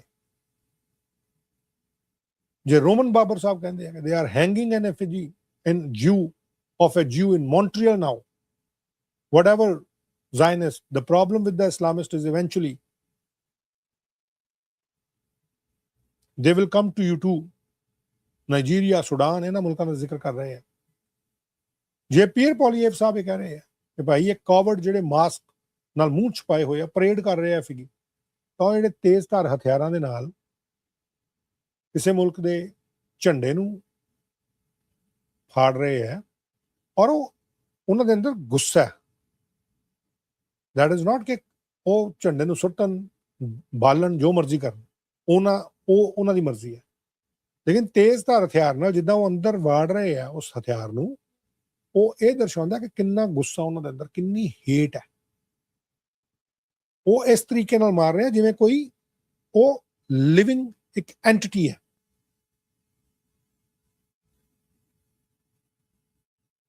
ਕੈਨੇਡਾ 'ਚ ਹੀ ਹੋ ਰਿਹਾ peer ਪੋਲੀਏਵ Sahib, whether you are listening it or not। ਇਹ ਤੁਹਾਡੇ ਡਬਲ ਸਟੈਂਡਰਡ ਹੈ ਜਾਂ ਨਹੀਂ ਹੈ? ਤੁਹਾਡੇ ਐਮਪੀਜ਼ ਦੇ, ਤੁਸੀਂ ਉਹਨਾਂ ਦੇ ਬਾਰੇ ਕਦੀ ਬੋਲੇ ਹੋ? ਉਹਨਾਂ ਦੇ ਬਾਰੇ ਕਿਉਂ ਨਹੀਂ ਬੋਲਿਆ ਜਾਂਦਾ? ਕਿਉਂਕਿ ਖੁਦ ਬਹੁਤ ਸਾਰੀ ਜਿਹੜਾ ਇਨਫਲੂਐਂਸ ਹੈ ਉਹ ਇਹਨਾਂ ਪਾਰਟੀਜ਼ ਦੇ ਵਿੱਚ, ਇਹਨਾਂ ਦਾ ਵੀ ਹੈ। ਇਹਨਾਂ ਪਾਰਟੀਜ਼ ਦੇ ਵਿੱਚ ਬੜੇ ਵੱਡੇ ਪੈਮਾਨੇ ਤੇ। ਸੋ ਕੌਣ ਸਟਾਪ ਕਰੂਗਾ?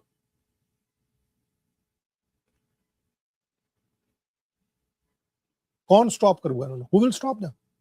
No one can stop them। ਤੁਸੀਂ ਆ ਐਂਟੀ ਸੈਮਿਟਿਜ਼ਮ ਨੂੰ ਲੈ ਗਿਆ, ਔਰ ਖੁਦ ਮਿਸਟਰ ਪੀਅਰ ਪੋਲੀਏਵ ਕਿੱਪਾ ਪਾਉਂਦੇ ਆ। ਇਹਨਾਂ ਨੇ ਕਿੱਪਾ ਪਾਇਆ ਬਹੁਤ ਵਾਰ। And once again it is their personal choice. ਤੁਸੀਂ ਕਿਸੇ ਧਾਰਮਿਕ ਸਥਾਨ ਤੇ ਜਾਂਦੇ ਹੋ, ਤੁਸੀਂ ਉਸ ਧਾਰਮਿਕ ਸਥਾਨ ਦੀ ਮਰਿਆਦਾ ਦੇ ਮੁਤਾਬਕ ਰਹਿੰਦੇ ਹੋ, ਤੁਹਾਡੀ ਆਪਣੀ ਮਰਜ਼ੀ ਹੈ। ਤੁਸੀਂ ਉੱਥੇ ਉਹਨੂੰ ਮੰਨਦੇ ਹੋ ਜਾਂ ਨਹੀਂ ਮੰਨਦੇ, ਜਾਂ ਤੁਸੀਂ ਕਿੱਦਾਂ ਫੀਲ ਕਰਦੇ ਹੋ ਉਹਦੇ ਬਾਰੇ, ਇਹ ਤੁਹਾਡੀ ਆਪਣੀ ਮਰਜ਼ੀ। ਲੇਕਿਨ ਇੱਕ ਭਾਈਚਾਰੇ ਨੂੰ ਲੈ ਕੇ ਉਹਦੇ ਖਿਲਾਫ ਹੋ ਰਹੇ ਇੱਕ ਪ੍ਰਦਰਸ਼ਨ ਨੂੰ ਲੈ ਕੇ ਤੁਸੀਂ ਰੌਲਾ ਪਾ ਲਿਆ, ਤੁਹਾਡੇ ਐਮਪੀਜ਼ ਨੇ ਰੌਲਾ ਪਾ ਲਿਆ। ਲੇਕਿਨ ਜਿਹੜੇ ਪ੍ਰਦਰਸ਼ਨ ਸਾਲਾਂ ਤੋਂ ਹੋ ਰਹੇ, ਇਸੇ ਕੈਨੇਡਾ 'ਚ ਹੋ ਰਹੇ, ਤੁਹਾਡਾ ਉਹਦੇ ਵੱਲ ਧਿਆਨ ਨਹੀਂ ਜਾਂਦਾ। ਤੁਹਾਡਾ ਉਹਦੇ ਵੱਲ ਧਿਆਨ ਕਿਉਂ ਨਹੀਂ ਜਾਂਦਾ? ਰੋਮਨ ਬਾਬਰ ਦਾ ਧਿਆਨ ਕਿਉਂ ਨਹੀਂ ਜਾਂਦਾ? ਮਾਈਕਲ ਚੌਂਗ ਦਾ ਧਿਆਨ ਕਿਉਂ ਨਹੀਂ ਜਾਂਦਾ?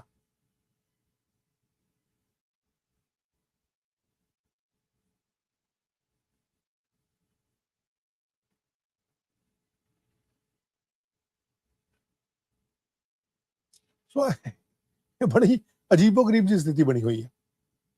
ਇਹ ਬੜਾ ਸਿਲੈਕਟਿਵ ਅਪਰੋਚ ਹੈ ਕੈਨੇਡੀਅਨ ਲੀਡਰਸ ਦੀ। ਰੈਫਰੈਂਡਮ ਦੇ ਮਾਮਲੇ ਤੇ ਵੀ ਬੜੀ ਸਿਲੈਕਟਿਵ ਅਪਰੋਚ ਹੈ on the matter of referendum.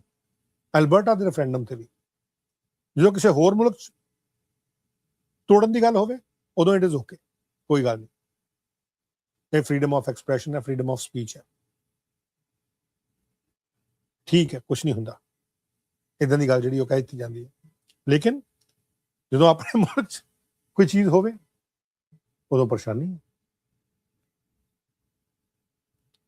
ਉਦੋਂ ਜਿਹੜਾ ਉਹ ਇਹ ਲੱਗਣਾ ਸ਼ੁਰੂ ਹੋ ਜਾਂਦਾ ਕਿ ਕਿਤੇ ਇਸ ਮੁਲਕ ਦੇ ਵਿੱਚ ਇਹ ਤੋੜਨ ਵਾਲੇ ਪਾਸੇ ਨਾ ਪਹੁੰਚ ਜਾਣ, ਉਦੋਂ ਹੀ ਲੱਗਣਾ ਸ਼ੁਰੂ ਹੋ ਜਾਂਦਾ।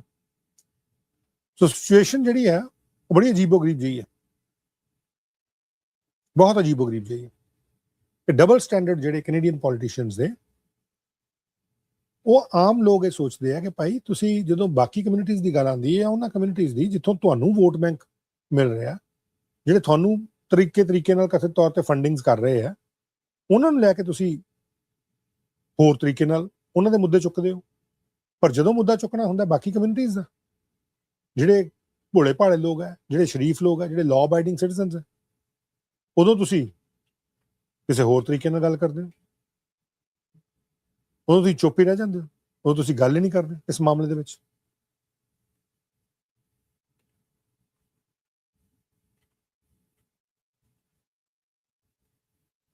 ਐਲਬਰਟਾ ਦੇ ਰੈਫਰੈਂਡਮ ਤੇ ਔਰ ਹੋਰ ਕੁਝ ਮੁੱਦਿਆਂ ਤੇ ਵੈਸਟਰਨ ਪ੍ਰੀਮੀਅਰਸ ਜਿਹੜੇ ਨੇ ਉਹਨਾਂ ਦੀ ਮੁਲਾਕਾਤ ਹੋਈ। ਕੱਲ ਤੋਂ ਚੱਲ ਰਹੀ ਸੀ ਜਿਹੜੀ ਮੁਲਾਕਾਤ ਸੀ ਐਲਬਰਟਾ ਦੇ ਵਿੱਚ, ਜਿਹੜਾ ਕੈਨਾਨਸਿਕਸ ਹੈ ਉੱਥੇ। ਔਰ ਉੱਥੇ ਜਿਹੜੀ ਇਹ ਐਲਬਰਟਾ ਦੀ ਸੈਪਰੇਸ਼ਨ ਦਾ ਰੈਫਰੈਂਡਮ ਹੈ, ਉਹਨੂੰ ਲੈ ਕੇ ਵੀ ਟੈਨਸ਼ਨਸ ਜਿਹੜੀਆਂ ਬਣੀਆਂ ਰਹੀਆਂ, ਉਹਨੂੰ ਲੈ ਕੇ ਵੀ ਜਿਹੜੀਆਂ ਟੈਨਸ਼ਨਸ ਨੇ ਉਹ ਬਣੀਆਂ ਰਹੀਆਂ। ਉੱਥੇ ਕੀ ਗੱਲਾਂ ਬਾਤਾਂ ਹੋਈਆਂ, ਕਿਸ ਤਰੀਕੇ ਦੀਆਂ ਗੱਲਾਂ ਬਾਤਾਂ ਹੋਈਆਂ, ਮੈਂ ਉਹ ਤੁਹਾਡੇ ਨਾਲ ਥੋੜ੍ਹੀਆਂ ਜਿਹੀਆਂ ਸਾਂਝੀਆਂ ਕਰੂੰਗਾ। ਔਰ ਫਿਰ ਆਪਾਂ ਉਸ ਤੋਂ ਬਾਅਦ ਥੋੜ੍ਹਾ ਜਿਹਾ ਪ੍ਰੋਗਰਾਮ ਨੂੰ ਅੱਗੇ ਵਧਾਉਂਦੇ ਹਾਂ ਕਿ ਆਪਾਂ ਕਿਸ ਪਾਸੇ ਨੂੰ ਲੈ ਕੇ ਜਾਣਾ ਪ੍ਰੋਗਰਾਮ। ਕਿਉਂਕਿ ਪਹਿਲਾਂ ਤੁਹਾਨੂੰ ਮੈਂ ਆਹ ਜਿਹੜੀ ਖਬਰ ਹੈ ਕਿ ਐਲਬਰਟਾ ਦੇ ਵਿੱਚ ਜਿਹੜਾ ਵੈਸਟਰਨ ਪ੍ਰੀਮੀਅਰਸ ਦੀ ਮੀਟਿੰਗ ਹੋਈ ਹੈ, ਥੋੜ੍ਹਾ ਜਿਹਾ ਤੁਹਾਨੂੰ ਜਾਣਕਾਰੀ ਉਸ ਦੇ ਬਾਰੇ ਦੇ ਦਿਆਂ, ਫਿਰ ਮੈਂ ਥੋੜ੍ਹਾ ਜਿਹਾ ਤੁਹਾਨੂੰ ਅੱਗੇ ਲੈ ਕੇ ਜਾਣਾ।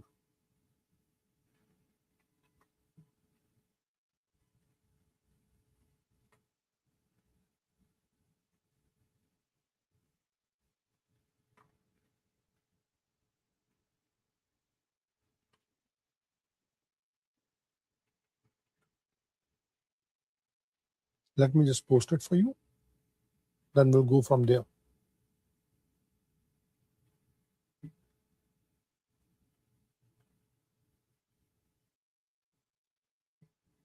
ਅੱਜ ਜਿਹੜੀ ਇਹ ਬੈਠਕ ਹੋਈ ਹੈ, ਥੋੜਾ ਜਿਹਾ ਉਹਦੇ ਬਾਰੇ ਆਪਾਂ ਜਾਣਕਾਰੀ ਲੈ ਕੇ ਫਿਰ ਆਪਾਂ ਅੱਗੇ ਚੱਲਦੇ ਹਾਂ। ਲੈਟ ਮੀ ਜਸਟ ਕਲੀਅਰ ਮਾਈ ਡੈਸ਼ਬੋਰਡ। ਬਹੁਤ ਸਾਰੀਆਂ ਤਸਵੀਰਾਂ, ਬਹੁਤ ਸਾਰੀਆਂ ਵੀਡੀਓਜ਼ ਜਿਹੜੀਆਂ ਇੱਥੇ ਪਈਆਂ। ਐਂਡ ਵਾਂਸ ਅਗੇਨ, ਜੇਕਰ ਕੋਈ ਵੀ ਆਪਣੀ ਗੱਲ ਰੱਖਣੀ ਚਾਹੁੰਦਾ, ਬੇਸ਼ੱਕ ਉਹ ਕਿਸੇ ਵੀ ਆਈਡੀਓਲੋਜੀ ਦੇ ਨਾਲ ਹੋਵੇ, ਉਹ ਜੇ ਆ ਕੇ ਆਪਣੀ ਗੱਲ ਰੱਖਣੀ ਚਾਹੁੰਦਾ, they are most welcome. Please send me a message. ਔਰ ਜਿੱਥੇ ਵੀ ਤੁਸੀਂ ਪ੍ਰੋਗਰਾਮ ਦੇਖ ਰਹੇ ਹੋ, ਉਸ ਲਾਈਵ ਲਿੰਕ ਦੇ ਵਿੱਚ ਤੁਸੀਂ ਮੈਨੂੰ ਮੈਸੇਜ ਭੇਜੋ ਔਰ ਮੇਰੇ ਕੋਲ ਮੈਸੇਜ ਇੱਥੇ ਆ ਜਾਊਗਾ। ਜੇਕਰ ਤੁਸੀਂ ਆਪਣਾ ਫੋਨ ਨੰਬਰ ਭੇਜੋਗੇ, ਆਈ ਟਰਾਈ ਕਿ ਮੈਂ ਤੁਹਾਨੂੰ ਇਹਦੇ ਵਿੱਚ ਵੀਡੀਓ ਨਾਲ ਤੁਹਾਡੀ ਲੈ ਕੇ ਤੁਸੀਂ ਆਪਣੇ ਓਪੀਨੀਅਨ ਜਿਹੜੇ ਉਹ ਰੱਖ ਸਕੋ। ਆਈ ਸੀ ਕਿ ਜੇ ਨਾਲ ਲਿਆ ਜਾ ਸਕਦਾ। ਮੈਂ ਚਾਹੁੰਦਾ ਕਿ ਜੇਕਰ ਤੁਸੀਂ ਆ ਕੇ ਆਪਣੀ ਗੱਲ ਰੱਖਣੀ ਚਾਹੁੰਦੇ ਹੋ ਤਾਂ ਮੋਸਟ ਵੈਲਕਮ। ਖੈਰ, ਆਹ ਜਿਹੜਾ ਵੈਸਟਰਨ ਪ੍ਰੀਮੀਅਰਸ ਦੀ ਰੈਪ ਅਪ ਹੋਈ ਅੱਜ ਸਾਰੀ ਗੱਲਬਾਤ, 2 ਦਿਨਾਂ ਦੀ ਮੀਟਿੰਗ ਕੈਨਾਨਸਿਕਸ ਵਿੱਚ ਕੀ ਕੁਝ ਹੋਇਆ ਸੁਣ। Hello, everyone. Good afternoon, and thank you for joining us today. It was an honor to host the Western Premiers Conference here in beautiful Kananaskis country, and I'm grateful to my Western Premier colleagues for being fantastic partners in strengthening the country. I'm also grateful to the Indigenous business leaders who joined the Western Premiers in a round table yesterday to explore practical approaches to economic reconciliation. We had a productive discussion, sharing successes and lessons learned.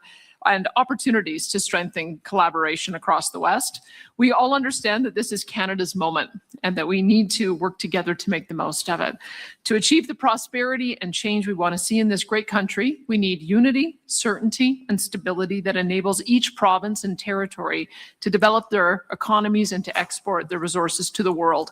We are all stronger members of a united Canada.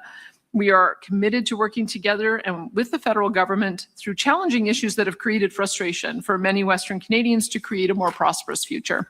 There are many ways to do this because Western Canada is home to an incredibly diverse economy. We have vast energy and mineral resources, tremendous agricultural capacity, deep innovation in everything from AI to life sciences to carbon capture, and transportation networks that connect it all together.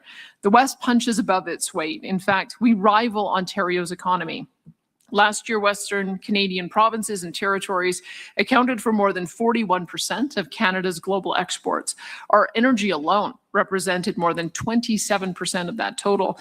The West's agricultural products were almost half of Canada's exports in the field. Collectively, the Western provinces' population is the same size as Ontario's, and we have the same GDP generation as Ontario. In fact, the West is responsible for 37% of Canada's total GDP.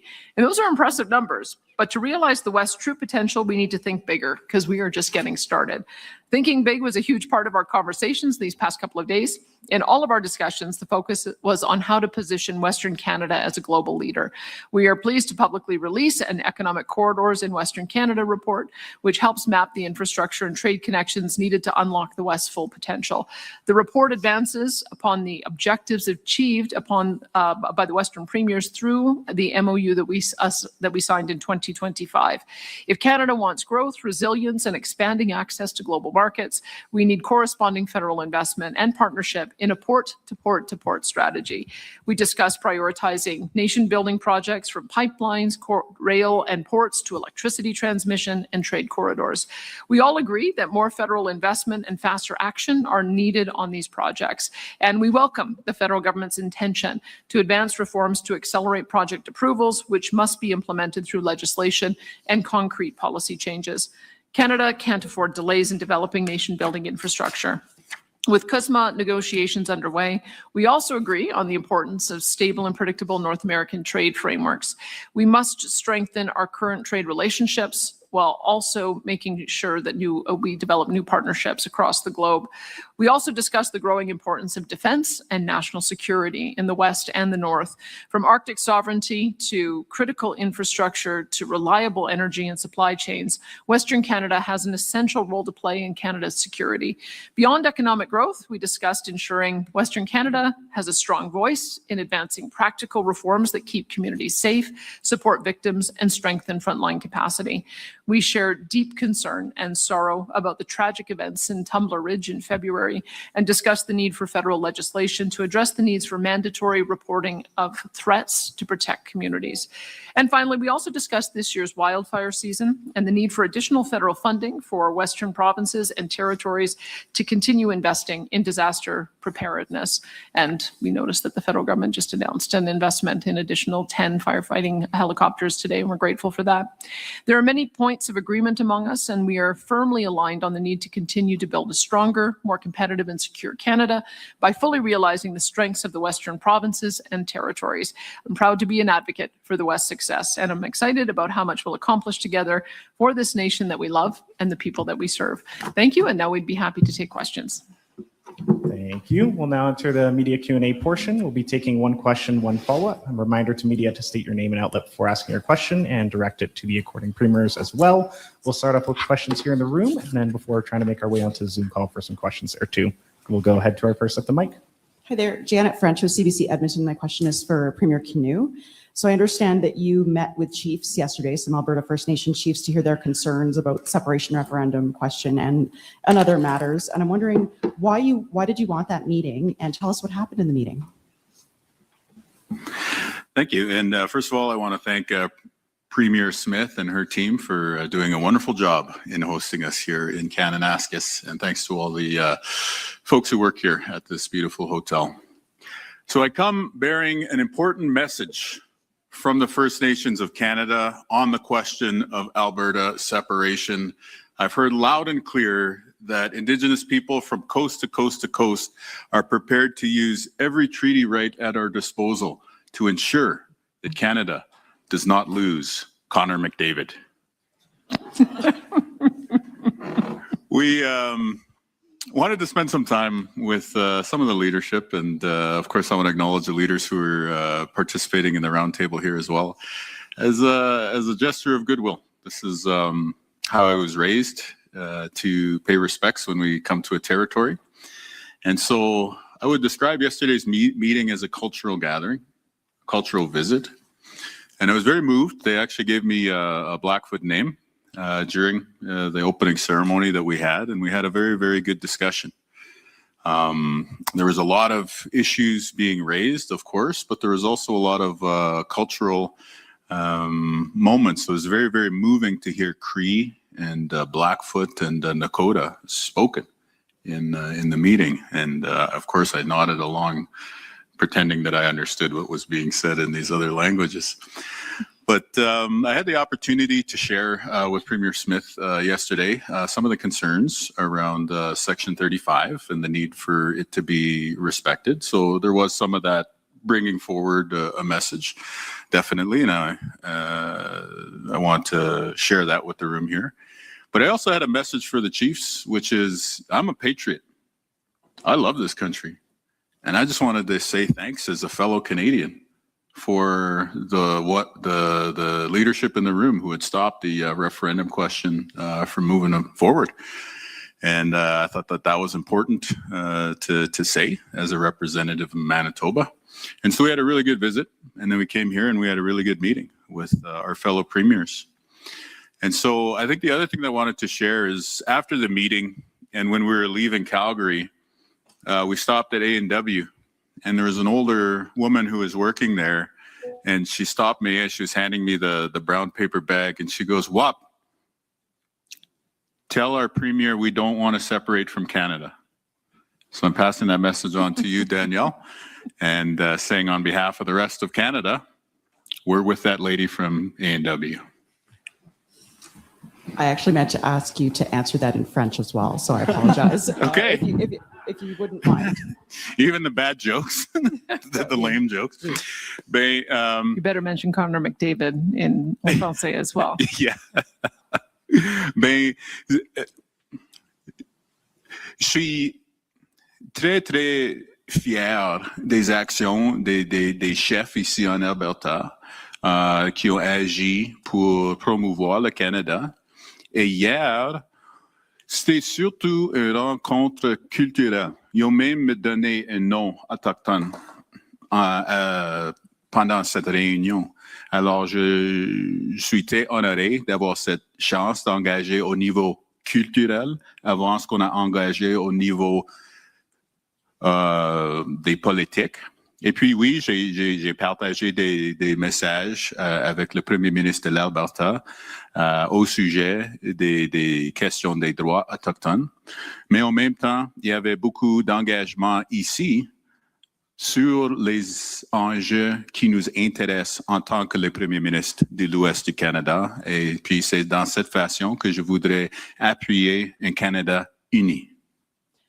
And just could you, as a follow-up in English and French, could you be a bit more specific about your concerns about Premier Smith's mentioning of having a look at Section 35.1? Thanks. Oh, I think I answered your two questions the way that I wanted to. Thank you so much. Go ahead, turn next to the mic. Hi, Caroline Bargout with CBC National News. This question is for Premier Eby.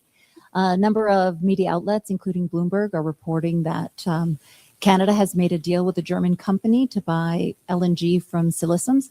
Can you talk a little bit about that and tell us where the project is at? Sure. Let me begin by thanking our host here in Alberta. We had a great meeting, and this is a beautiful part of the world. I've never been to Kananaskis before, and I got my first pair of cowboy boots. So it's been a memorable visit. So thank you, Premier Smith, and thank you to your team and to everyone who hosted us here.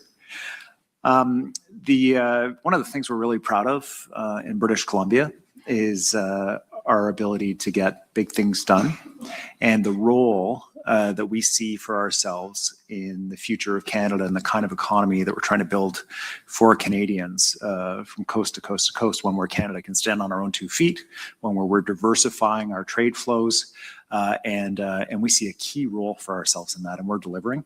We have about $88 billion in projects that are moving towards final investment decision, including the largest private sector investment in Canadian history, LNG Canada Phase 2.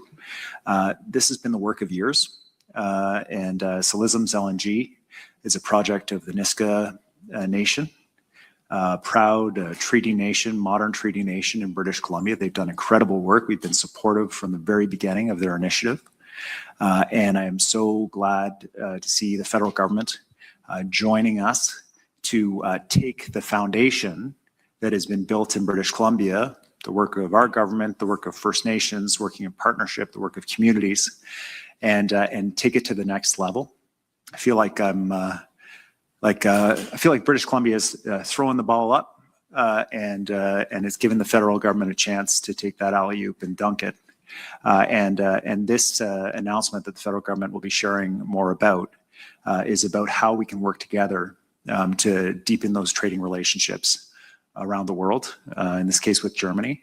And it really reflects what is possible when we work together, and the role that British Columbia is going to play in building this economy. So we look forward to celebrating the formal announcement of this with the Niska, with the federal government. It's an example of the work we're doing together. We're super proud of it. My follow-up is, where is Silism's at? Has construction begun on that project? Well, they have all of their permits from the provincial government, and they're ready to go. They are working towards what's called final investment decision, which is the go, no-go decision on construction. Part of the work to get to final investment decision is securing offtake agreements. That's commitments to buy the LNG from the facility. So a major announcement with a European partner of purchasing LNG gets us that much closer to final investment decision of this more than $10 billion investment in British Columbia and Canada. Thank you. We'll go to our next up mic. Well, thank you for taking my question. Another BC reporter, Ben O'Hara-Byrne. To David Eby, yesterday you said you'd come here looking for clarity about what exactly your counterpart, Danielle Smith, was up to with her question on separation. How satisfied are you with the answers, and what did you hear? Thanks for the question. I think the dominant question I was hearing in British Columbia is, why is Alberta doing this? Why are they putting a referendum question forward about the future of the country? It was a question I brought here to Premier Smith to engage with her on this important question about the future of our country. I've expressed my concerns about it. I am really pleased that we were able to agree on language in this communique, all premiers, myself, Premier Smith, everybody across the table, that a unified Canada is what enables all of the work that we want to do together to build a strong economy, to build the kind of country that we want. In the absence of a unified Canada, we'll be poorer. We will not be as successful. We will give comfort to people who want to break up our country and sell it for parts. And so that very clear language at the beginning of the communique is a reassurance to me. I remain incredibly anxious, frankly, about this. I've seen the Brexit referendum that was just supposed to be a chance for people to express the clarity that they wanted to stay part of the EU, and it did not end up that way. I've communicated those anxieties to Premier Smith. She understands them. And my hope is that we can all come together and as a unified country address those concerns, because we can't address shared concerns together. Just like a family, we can work it out together, and we'll be stronger for it. And that's where I hope we end up. And to you, Premier Smith, what did you hear from your counterparts at this table about those same concerns? This reads like a manifesto of why there shouldn't be a referendum. Well, as I told you yesterday, in British Columbia, Alberta, and Saskatchewan, we have citizen-initiated referenda. British Columbia themselves had one when 700,000 people signed a petition on the HST, and that went to a vote, and it probably didn't go the way the government of the time thought it would go either. And so we're very conscious of the fact that 700,000 citizens signed one of two petitions wanting to have this question, and it's my job to ensure that they have hope in Canada again, that we have to address the legitimate grievances that have come from 10 years of economic attack on our province. And I'm grateful that the Prime Minister is working with us to address those legitimate grievances. And so that's what I'm going to be working on over the next 5 months, is to convince those Albertans who have lost hope that there's reason to have hope again. And I hope it's forums like this that allow for Albertans to see just how strong we are as a Western Canadian group of provinces and territories. It is, when you think about the incredible opportunity that we have, that we're already the population size and economic strength of Ontario, and we're just getting started on opening up markets into Asia. It seems to me that when you look at what we've agreed to in this communique, there is an incredible amount of optimism and hope that we'll be able to work together to develop those corridors. So I think that was what we spent most of our time talking about over the last couple of days. Thanks, Ben. We'll go to our next one at the mic. Hi there, Julia Wong, CBC National. This is for Premier Smith. You've said it's worth taking a look at Section 35 of the Constitution, which affirms treaty rights and includes a duty to consult with Indigenous groups. I know that Manitoba Premier Canoe said that he told you he wants it to be respected. I wonder if you brought this up with your counterparts, and if so, what conversations were had? No, I mean, the way we're going to seek clarity is through the court. We think that the duty to consult is meant to be looked at through a lens of major projects, and we take that very seriously. We had an Indigenous roundtable yesterday where I shared with the premiers how we're using our Alberta Indigenous Opportunities Corporation to help underwrite major project participation, to give revenues to Indigenous nations, and how we want to continue engaging with Indigenous nations on that. But the issue, I think, in the court is whether that duty to consult should apply to citizen-initiated petitions. And that's where I think that the court erred in judgment, and I think it's also anti-democratic, the decision that they made. But we'll make the arguments in court about what the limits to duty to consult ought to be, and we'll see how that conversation goes. There's a couple of rounds that we have to go through, obviously, to Court of Appeal, probably also to the Supreme Court of Canada. But we want to make sure that we have a very clear understanding of what the duty to consult really means and what it doesn't mean. And I think at the moment there's a lack of clarity on that. And you've talked a lot about... Sorry, I'd like to respond. So I think we know that is not correct, a lot of what you just said there, Premier Smith. Specifically, and we spoke about this, so I don't mind repeating this. It is not up to the petition gatherers to fulfill the duty to consult. It is up to you as the Alberta government to fulfill the duty to consult.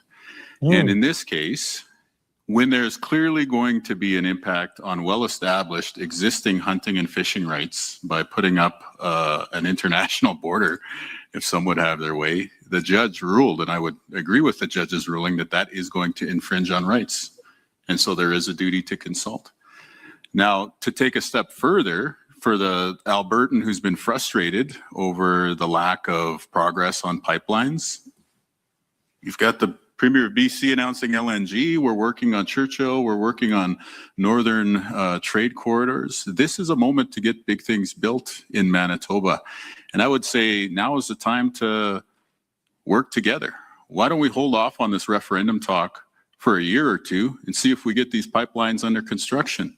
Because at the end of the day, we want Canada to succeed. We're all very proud of this place. I myself am very, very patriotic. And what I think it's important for us to say when we hear this sorts of discussion happening here in Alberta is for us to say, okay, thank you First Nations in Alberta for hitting the pause button on this. Now the rest of Canada, let's work together and show Alberta just how appreciated they are in the rest of this country. Mais c'est pas nécessairement un désaccord, c'est juste un fait que la section 35, c'est un fait que le gouvernement dans le Canada doit le respecter.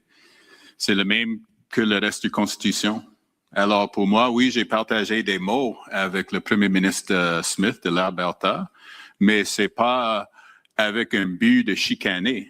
c'est avec un but d'engager l'Alberta et puis les peuples qui habitent ici pour leur montrer le but d'avoir un Canada incroyable. Et puis oui, c'est la même approche que j'aurais avec une province de Québec qui voudrait engager avec cette même sorte de discussion. And this is why we have the courts, because you can have politicians disagree, and that's why you take it through the court, and you take it through the appeals, and you go to the Supreme Court. And ultimately, though, I respect the difference of opinion that Premier Canoe has raised. I think we'll wait to see how our Court of Appeals process goes and see what the courts have to say in the end. Follow up.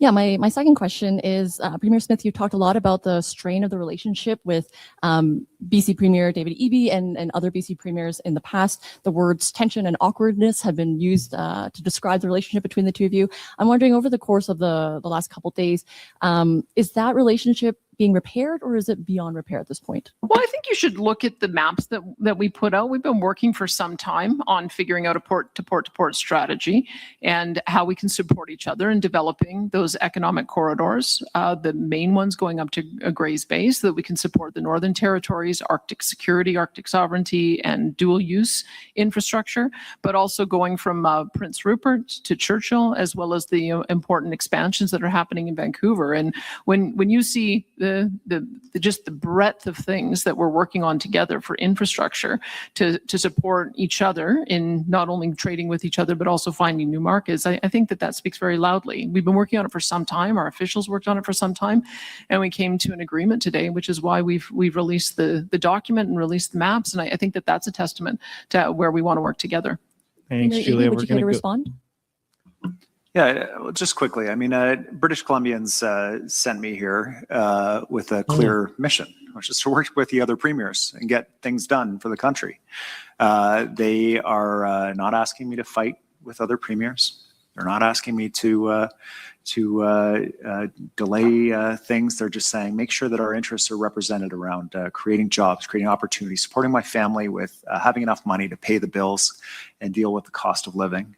Those are the priorities of British Columbia. That's what I come to this table with. I disagree profoundly with Premier Smith's referendum. I think it is a huge mistake. And Premier Smith disagrees with me profoundly about issues related to a pipeline to the North Coast and the North Coast tanker ban.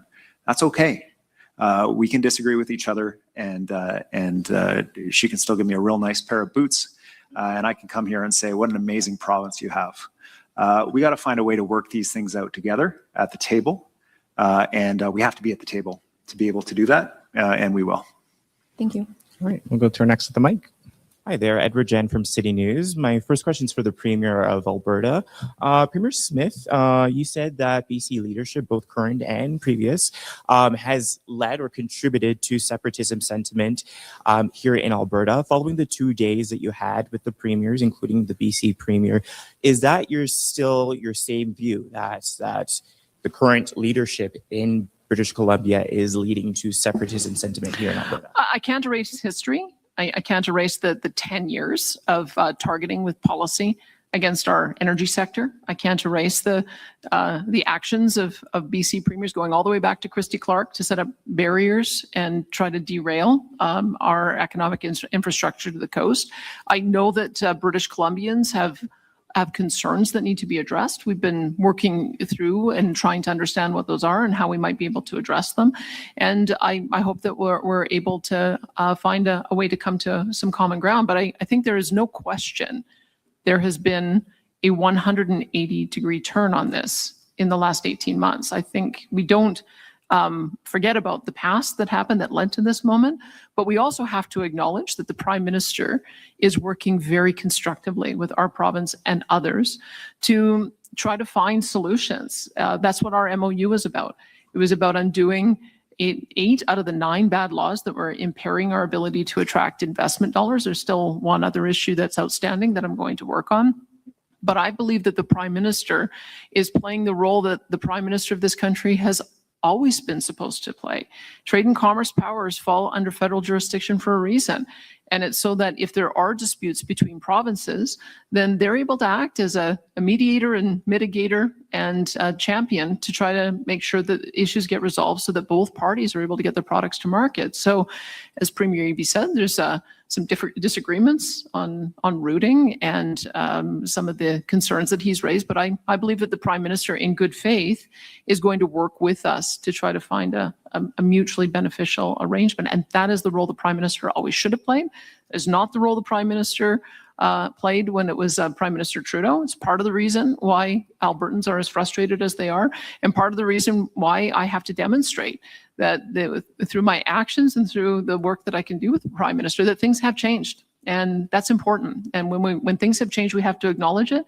It doesn't mean that people still don't have hurt feelings and frustration at the economic harm and pain that has been caused for the past 10 years, but we can undo a lot of that by making sure that we're working constructively together. And I think we've entered a new era on that, and I'm glad for it.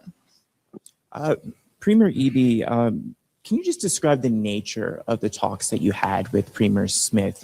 Were they tense? And what was her response? And what were you satisfied with her response with those conversations that you had with her? We all the premiers spent the day together discussing many issues of common interest. You can see them outlined in the communique.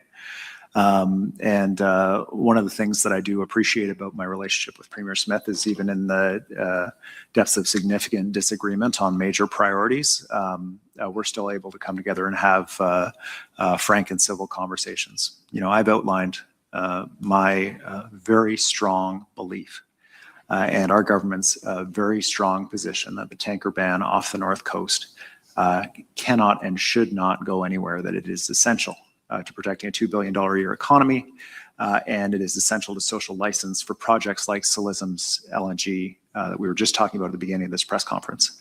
I outlined my deep concern that British Columbia has not been at the table around discussion of major national policies related to carbon price and methane emissions, given that we are a producer of natural gas and petroleum products in British Columbia as well.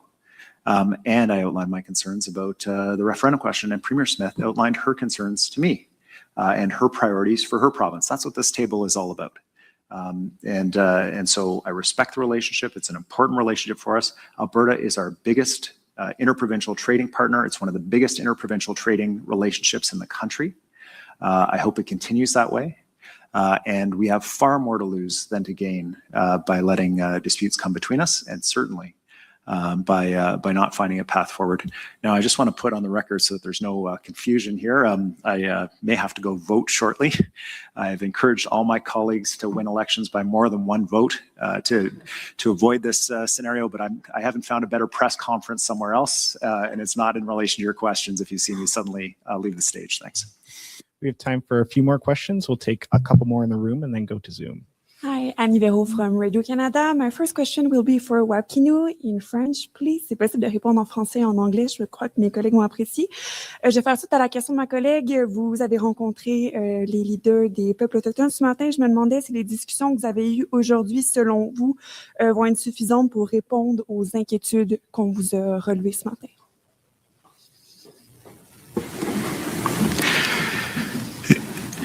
Alors, hier, on a rencontré avec plusieurs chefs et des leaders des communautés autochtones. Il y avait un ici aussi, à Kananaskis, qui est engagé avec les autres premiers ministres. Et puis, pour moi, c'est toujours important de juste montrer le respect, de juste dire que oui, nous sommes ici pour engager avec des questions des politiques, des questions des ressources économiques. Et puis, pour moi, c'était important, avant d'engager avec mes collègues ici, de montrer ce signe de respect les peuples autochtones ici. Et puis, ils ont engagé avec moi dans une façon culturelle. Alors, pour moi, c'était très important. Au niveau de votre question de comment est-ce que ça marchait ici, après cet engagement, ben oui, il y avait une conversation au niveau des politique de la séparation d'Alberta, mais surtout, c'était un engagement avec les enjeux économiques, les enjeux dans le système de santé, les enjeux au sujet des services sociaux et des autres besoins. Alors oui, ça se peut qu'on a une discussion de l'unité nationale au niveau ici, mais beaucoup des chefs que j'ai rencontrés avec sont plus engagés avec les services directs à leurs citoyens et avec les autres Albertains et puis Canadiens. Oui, et puis une autre chose qui était...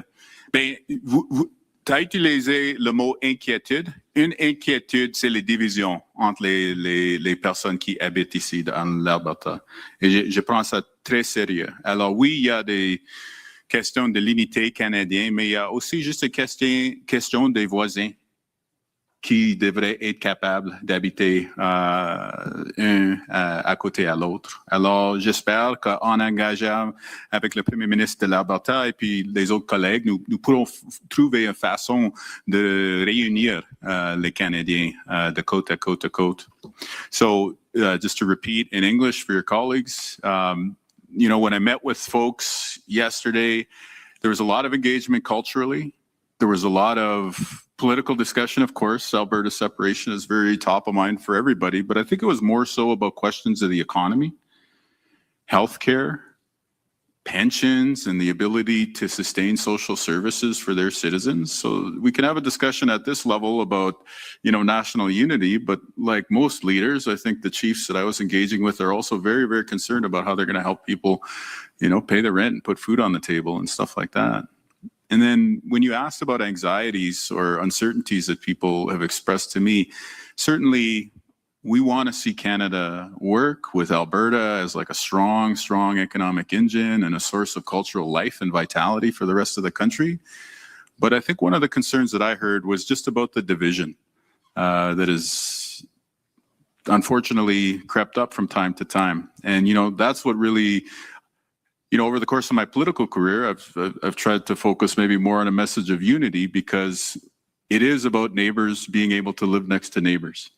And whether you're Indigenous, non-Indigenous, Albertan, non-Albertan, you know, we're all Canadians and we got to find a way to live together. So hopefully through some of the more challenging conversations, as evidenced by the comments by both Premier Eby and Premier Smith today, I just hope that we can all live together as Canadians and have our disagreements when we have them, but more importantly, focus on the things that unite us as part of this great country of Canada.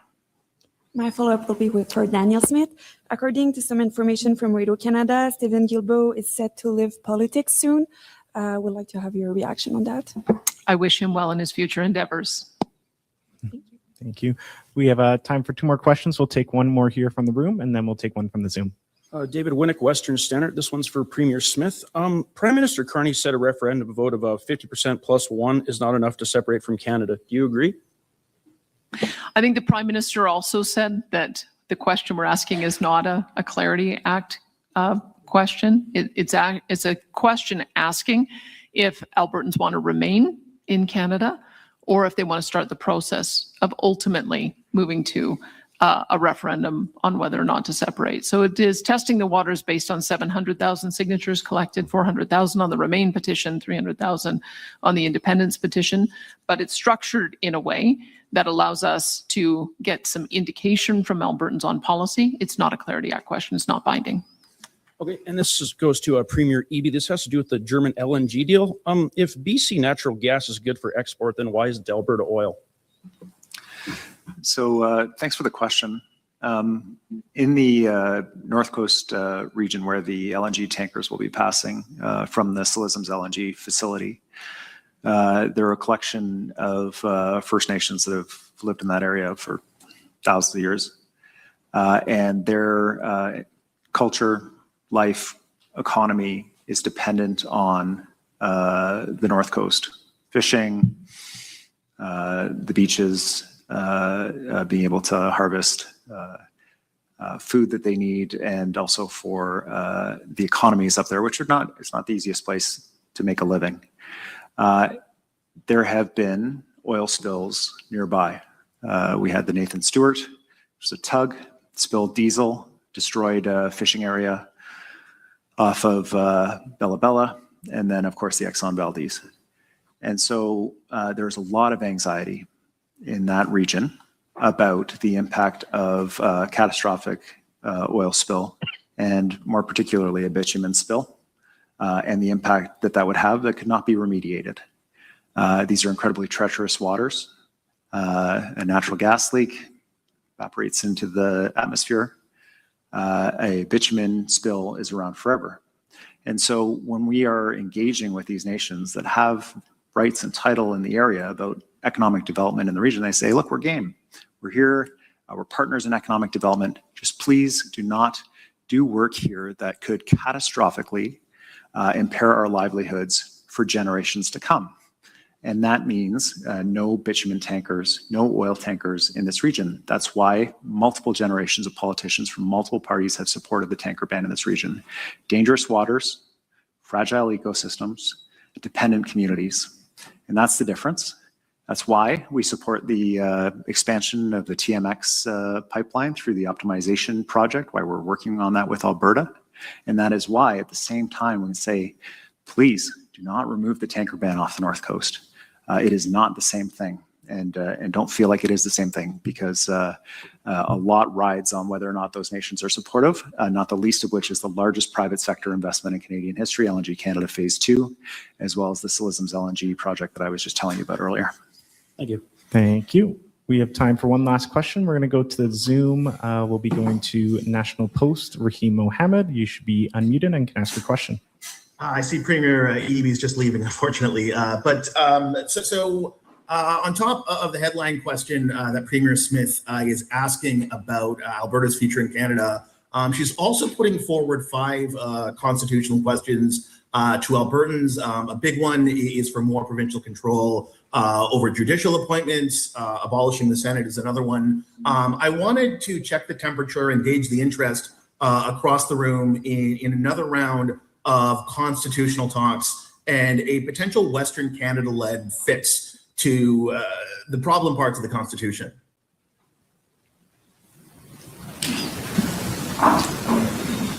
It's been much discussed, not only at this table from a Western Canada perspective over the 8.5 years that I've been a part of this table, but also at the Council of Federation table as well. And it really comes down not so much to a Western versus the rest of Canada change of the Constitution. However, the focus may be that direction at times, but to a provincial autonomy and having respect for the Constitution. And I think, the federal areas of the Constitution and the provincial areas of the Constitution. And I think before we even get into that, we can agree on the fact that when we have strong and growing and vibrant provinces that are working together, unified and having, to David Eby's points, a frank and civil conversations like you saw here over the last day and a half, to further our opportunities collectively.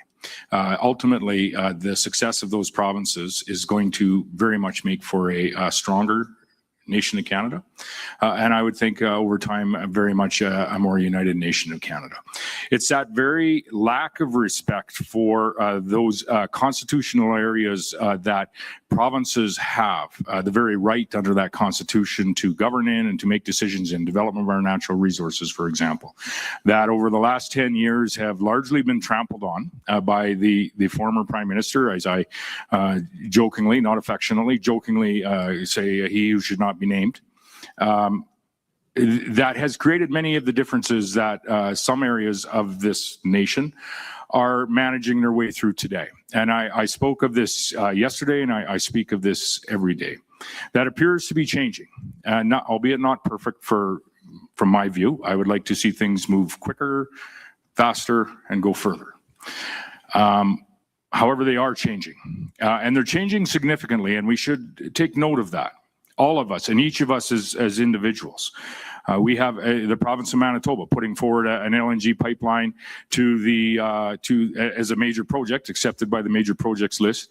To export British Columbia and Alberta LNG to European markets. Very much a conversation that didn't happen around this table even a few years ago. We see the Major Projects Office, an office I would say that is there to find its way through what is an unworkable regulatory environment that has been formed over the course of the last 10 years, but a significant a significant policy change by Prime Minister Carney, and I think one that is appreciated by most, if not all, of the provinces.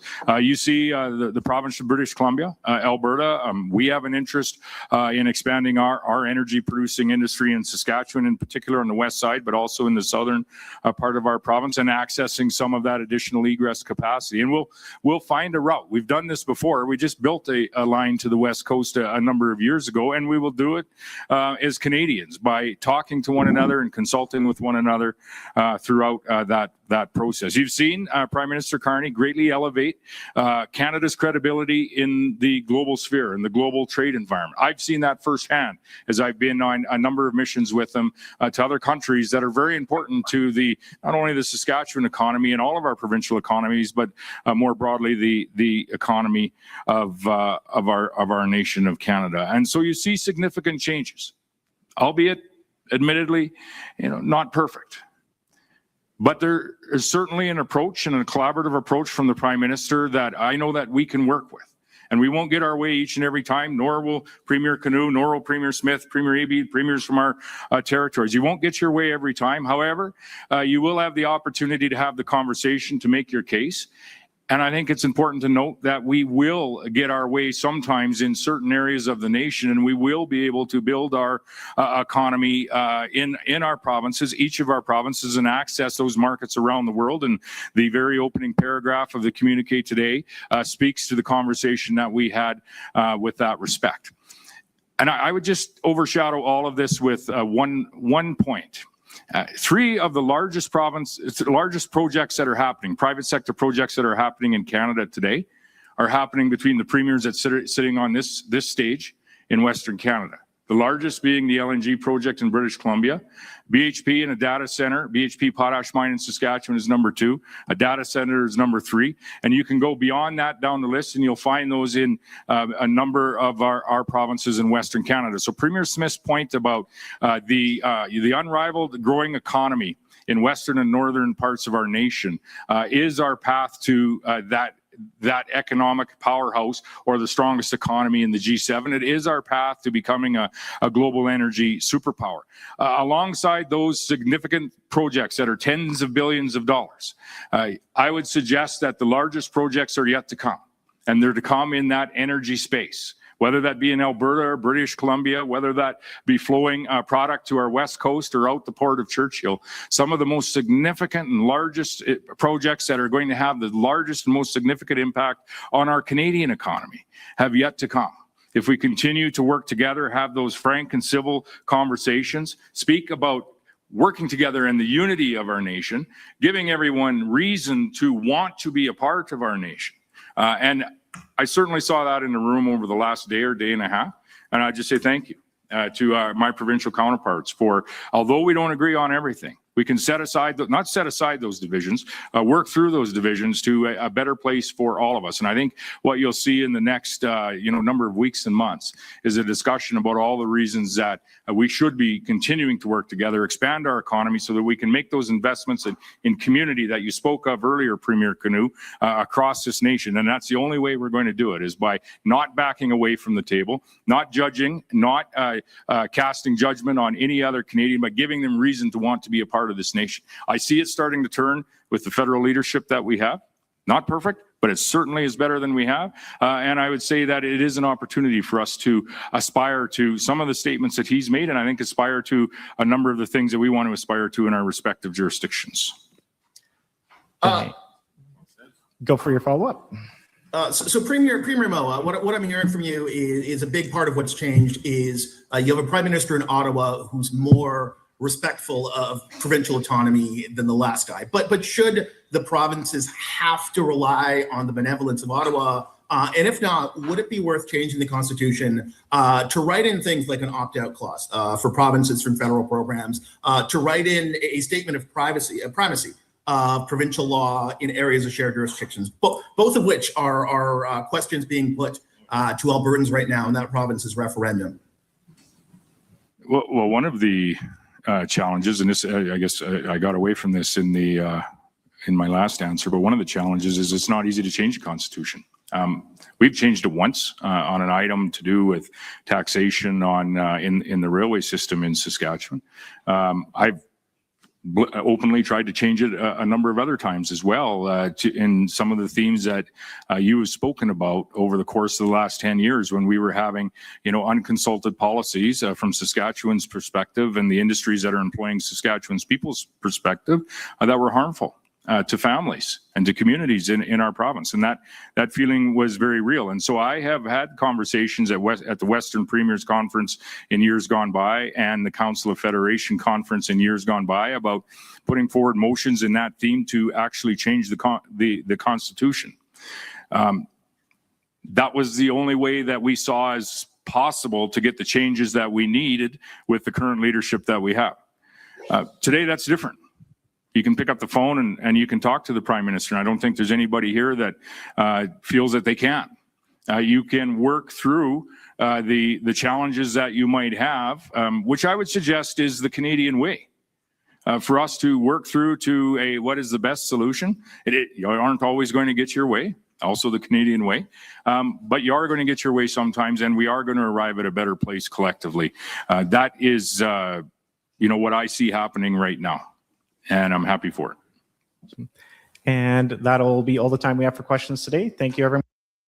ਸੋ ਇੱਥੇ press conference ਜਾਂ ਜਿਹੜਾ meeting ਜਿਹੀ ਔਰ press conference ਜੀ ਖਤਮ ਹੁੰਦੀ, ਲੇਕਿਨ ਇਹਦੇ ਚ ਖਾਸ ਤੌਰ ਦੇ ਉੱਤੇ ਜਿਹੜੇ ਡੇਵਿਡ ਈਬੀ ਉਹਨਾਂ ਨੇ ਆਪਣੇ ਸ਼ੰਕੇ ਜਿਹੜੇ ਜਤਾਏ, ਖਾਸ ਤੌਰ ਤੇ ਅਲਬਰਟਾ ਨੂੰ ਲੈ ਕੇ ਕਾਫੀ ਚਿਹਰੇ ਉੱਤੇ ਭਾਵ ਸੀ, ਨਾਰਾਜ਼ਗੀ ਜੀ ਜਾਪਦੀ ਸੀ, ਲੇਕਿਨ ਜ਼ਾਹਿਰ ਨਹੀਂ ਕੀਤੀ। ਉਹ ਕਹਿੰਦੇ ਕਿ ਮੈਂ ਚਾਹੁੰਦਾ ਕਿ ਇੱਥੇ ਆ ਕੇ ਕਾਊਬॉय ਬੂਟ ਜਿਹੜੇ ਆ ਉਹ ਮੈਂ ਲਾਂ, ਇਸ ਤਰੀਕੇ ਨਾਲ ਜਿਹੜਾ ਕੰਟਰੀ ਉਹ ਯੂਨਾਈਟ ਰਹਿਣੀ ਚਾਹੀਦੀ ਹੈ। ਵੈਬ ਕਿਨੂੰ ਜਿਹੜੇ ਮੈਨੀਟੋਬਾ ਦੇ ਪ੍ਰੀਮੀਅਰ ਨੇ ਉਹਨਾਂ ਦੇ ਵੱਲੋਂ ਬੜੇ ਸਾਫ਼ ਤੌਰ ਤੇ ਕਿਹਾ ਗਿਆ, ਔਰ ਜਿਹੜੇ ਐਲਬਰਟਾ ਦੇ ਪ੍ਰੀਮੀਅਰ ਨੇ ਡੈਨੀਅਲ ਸਮਿਥ ਉਹਨਾਂ ਤੋਂ ਕਿ ਤੁਸੀਂ ਫਸਟ ਨੇਸ਼ਨ ਦੇ ਨਾਲ ਜਿਹੜੀ ਕੰਸਲਟੇਸ਼ਨ ਨਹੀਂ ਕੀਤੀ, ਔਰ ਤੁਹਾਡਾ ਫਰਜ਼ ਬਣਦਾ ਸੀ ਕਿ ਤੁਸੀਂ ਫਸਟ ਨੇਸ਼ਨ ਦੇ ਨਾਲ ਕੰਸਲਟੇਸ਼ਨ ਕਰਦੇ। ਇਸੇ ਤਰੀਕੇ ਨਾਲ ਸਕਾਟ ਮੋ ਨੇ ਬਹੁਤ ਸਖਤ ਔਰ ਸਾਫ਼ ਤਰੀਕੇ ਦੇ ਨਾਲ ਕਿਹਾ ਕਿ ਪਹਿਲੀ ਜਿਹੜੀ ਸਰਕਾਰ ਸੀ ਉਹਨਾਂ ਦੇ ਵੱਲੋਂ ਇਸ ਤਰੀਕੇ ਨਾਲ ਕੰਮ ਨਹੀਂ ਸੀ ਕੀਤਾ ਜਾਂਦਾ, ਔਰ ਇਸ ਵੇਲੇ ਜਿਹੜੇ ਪ੍ਰਧਾਨ ਮੰਤਰੀ ਉਹ ਬਹੁਤ ਵਧੀਆ ਕੰਮ ਕਰ ਰਹੇ। ਕਹਿੰਦੇ ਕਈ ਉਹਨਾਂ ਦੇ ਨਾਲ ਜਿਹੜੇ ਡਿਪਲੋਮੈਟਿਕ ਮਿਸ਼ਨਸ ਨੇ ਉੱਥੇ ਮੈਂ ਨਾਲ ਗਿਆ, ਔਰ ਉਹਨਾਂ ਦੇ ਵੱਲੋਂ ਬਹੁਤ ਵਧੀਆ ਕੰਮ ਕੀਤਾ ਜਾ ਰਿਹਾ ਕੈਨੇਡਾ ਦੀ ਤਰੱਕੀ ਨੂੰ ਲੈ ਕੇ। ਔਰ ਇਹ ਤੁਸੀਂ ਦੇਖੋ ਕਿ ਜਿਹੜੇ ਪ੍ਰੀਮੀਅਰ ਅਲਬਰਟਾ ਦੇ ਹੋ ਗਏ, ਸਸਕੈਚੁਅਨ ਦੇ ਹੋ ਗਏ, ਇਹ ਪ੍ਰੀਮੀਅਰ ਜਿਹੜੇ ਨੇ ਇਹ ਕੰਜ਼ਰਵੇਟਿਵ ਪਾਰਟੀ ਦੀ ਵਿਚਾਰਧਾਰਾ ਵਾਲੇ, ਲੇਕਿਨ ਲਿਬਰਲ ਪਾਰਟੀ ਦੇ ਪ੍ਰਾਈਮ ਮਿਨਿਸਟਰ ਨੂੰ ਇੰਡੋਰਸ ਕਰ ਰਹੇ। ਵੈਬ ਕਿਨੂੰ ਔਰ ਬ੍ਰਿਟਿਸ਼ ਕੋਲੰਬੀਆ ਦੇ ਜਿਹੜੇ ਪ੍ਰੀਮੀਅਰਸ ਨੇ ਇਹ ਐਨਡੀਪੀ ਦੀ ਵਿਚਾਰਧਾਰਾ ਵਾਲੇ, ਐਨਡੀਪੀ ਦੀ ਵਿਚਾਰਧਾਰਾ ਵਾਲੇ, ਲੇਕਿਨ ਕਿਤੇ ਨਾ ਕਿਤੇ ਅਸੈਪਟੇਬਿਲਿਟੀ ਜਿਹੜੀ ਆ ਉਹ ਮਾਰਕ ਕਾਰਨੀ ਦੀ ਬਣੀ ਹੋਈ ਹੈ within the premiers, that is for there.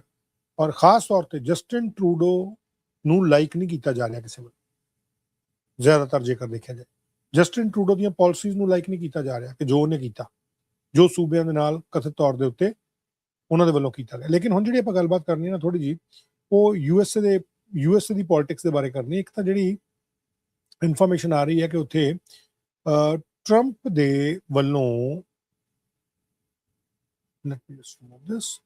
Trump ਦੇ ਵੱਲੋਂ ਇਹ ਜਿਹੜੇ ਸ਼ਖਸ ਨੇ ਕੈਨ ਪੈਕਸਟਨ, ਇਹਨਾਂ ਨੂੰ ਇੰਡੋਰਸ ਕੀਤਾ ਗਿਆ ਸੀ, ਔਰ ਦੱਸਿਆ ਜਾ ਰਿਹਾ ਕਿ ਇਹਨਾਂ ਨੇ ਹਰਾ ਦਿੱਤਾ ਸੈਨੇਟਰ ਜੌਨ ਕੋਰਨ ਨੂੰ ਟੈਕਸਸ ਰਿਪਬਲਿਕਨ ਪ੍ਰਾਇਮਰੀ ਦੇ ਵਿੱਚ। ਇਹ ਟੈਕਸਸ ਦੇ ਅਟਾਰਨੀ ਜਨਰਲ ਨੇ ਜਿਨ੍ਹਾਂ ਨੂੰ ਪ੍ਰੈਜ਼ੀਡੈਂਟ ਟਰੰਪ ਦੀ ਇੰਡੋਰਸਮੈਂਟ ਸੀਗੀ ਕੈਂਪੇਨ ਦੇ ਵਿੱਚ ਕਾਫੀ ਅਖੀਰ ਜਿਹਦੇ ਵਿੱਚ ਜਾ ਕੇ ਮਿਲੀ ਆ। ਹੁਣੇ ਡੈਮੋਕ੍ਰੈਟਿਕ ਨੋਮੀਨੀ ਜਿਹੜੇ ਨੇ ਜੇਮਸ ਟੈਲਰੀਕੋ, ਇਹਨਾਂ ਦੇ ਨਾਲ ਨਵੰਬਰ ਦੇ ਵਿੱਚ ਭਿੜਨਗੇ। ਇਹ ਪ੍ਰਾਇਮਰੀਜ਼ ਦੇ ਵਿੱਚ ਜਿਹੜੇ ਨੇ ਕੈਨ ਪੈਕਸਟਨ ਇਹਨਾਂ ਨੇ ਡਿਫੀਟ ਕਰਤੇ ਸੈਨੇਟਰ ਜੌਨ ਕੋਰਨ, ਜਿਹੜੀ ਇਹ ਜਾਣਕਾਰੀ ਇਸ ਵਕਤ ਆ ਰਹੀ ਹੈ। ਔਰ ਕਾਫੀ ਦੇਰ ਪਹਿਲਾਂ ਜਿਹੜਾ ਇਹ ਪ੍ਰੋਜੈਕਟ ਕਰ ਦਿੱਤਾ ਗਿਆ ਸੀ ਕੁਝ ਜਿਹੜੇ ਵੱਡੇ ਨਿਊਜ਼ ਅਦਾਰੇ ਨੇ ਉਹਨਾਂ ਵੱਲੋਂ ਟੈਕਸਸ ਦੀ ਇਹ ਡਿਸਟ੍ਰਿਕਟ 18 ਜਿਹੜੀ ਹੈ ਉਹਨੂੰ ਲੈ ਕੇ ਜਿਹੜੀ ਅਪਡੇਟ ਦਿੱਤੀ ਗਈ ਹੁਣ ਤੋਂ ਥੋੜੀ ਦੇਰ ਪਹਿਲਾਂ। Light me just post that as well.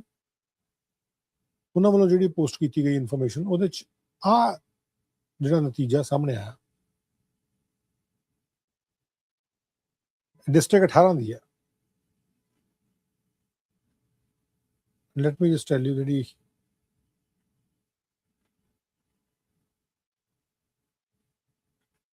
Texas senate ਦੀ ਮੈਂ ਦਿਖਾਵਾਂ ਤੁਹਾਨੂੰ, ਜਿਹੜੀ ਮੈਂ ਤੁਹਾਨੂੰ ਦਿਖਾਣੀ ਹੈ।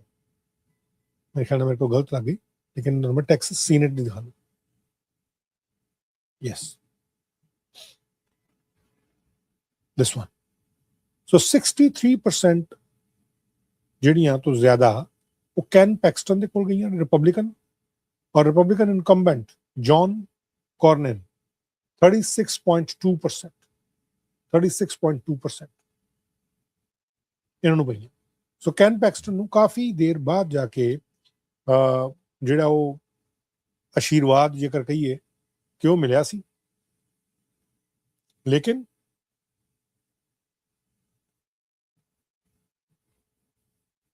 ਹੁਣ ਇਹ ਸਾਫ਼ ਹੈ,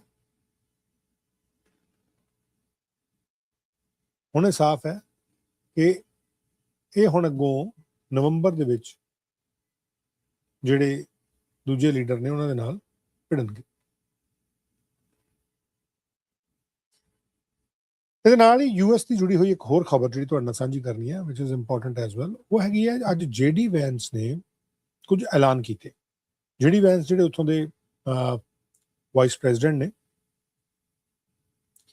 JD ਵੈਂਸ ਦੇ ਵੱਲੋਂ ਸਟੇਟ ਅਟਾਰਨੀਜ਼ ਦੇ ਨਾਲ ਜਨਰਲ ਰਾਊਂਡ ਟੇਬਲ ਕੀਤਾ ਗਿਆ ਐਂਟੀ ਫਰਾਡ ਇਨੀਸ਼ੀਏਟਿਵਸ ਦੇ ਉੱਤੇ। ਫਰਾਡ ਨੂੰ ਲੈ ਕੇ ਇਸ ਵੇਲੇ ਯੂਐਸ ਦੀ ਗਵਰਨਮੈਂਟ ਜਿਹੜੀ ਆ ਉਹ ਕਾਫੀ ਸਖਤ ਹੋਈ ਹੈ, ਔਰ ਇਨਫੈਕਟ ਇਹਦੇ ਵਿੱਚ ਹੀ ਮੈਂ ਤੁਹਾਨੂੰ ਇੱਕ ਹੋਰ ਜਾਣਕਾਰੀ ਜਿਹੜੀ ਦੇ ਦੇ ਇਸ ਤੋਂ ਪਹਿਲਾਂ ਕਿ ਆਪਾਂ ਉਸ ਪਾਸੇ ਨੂੰ ਚਲੀਏ।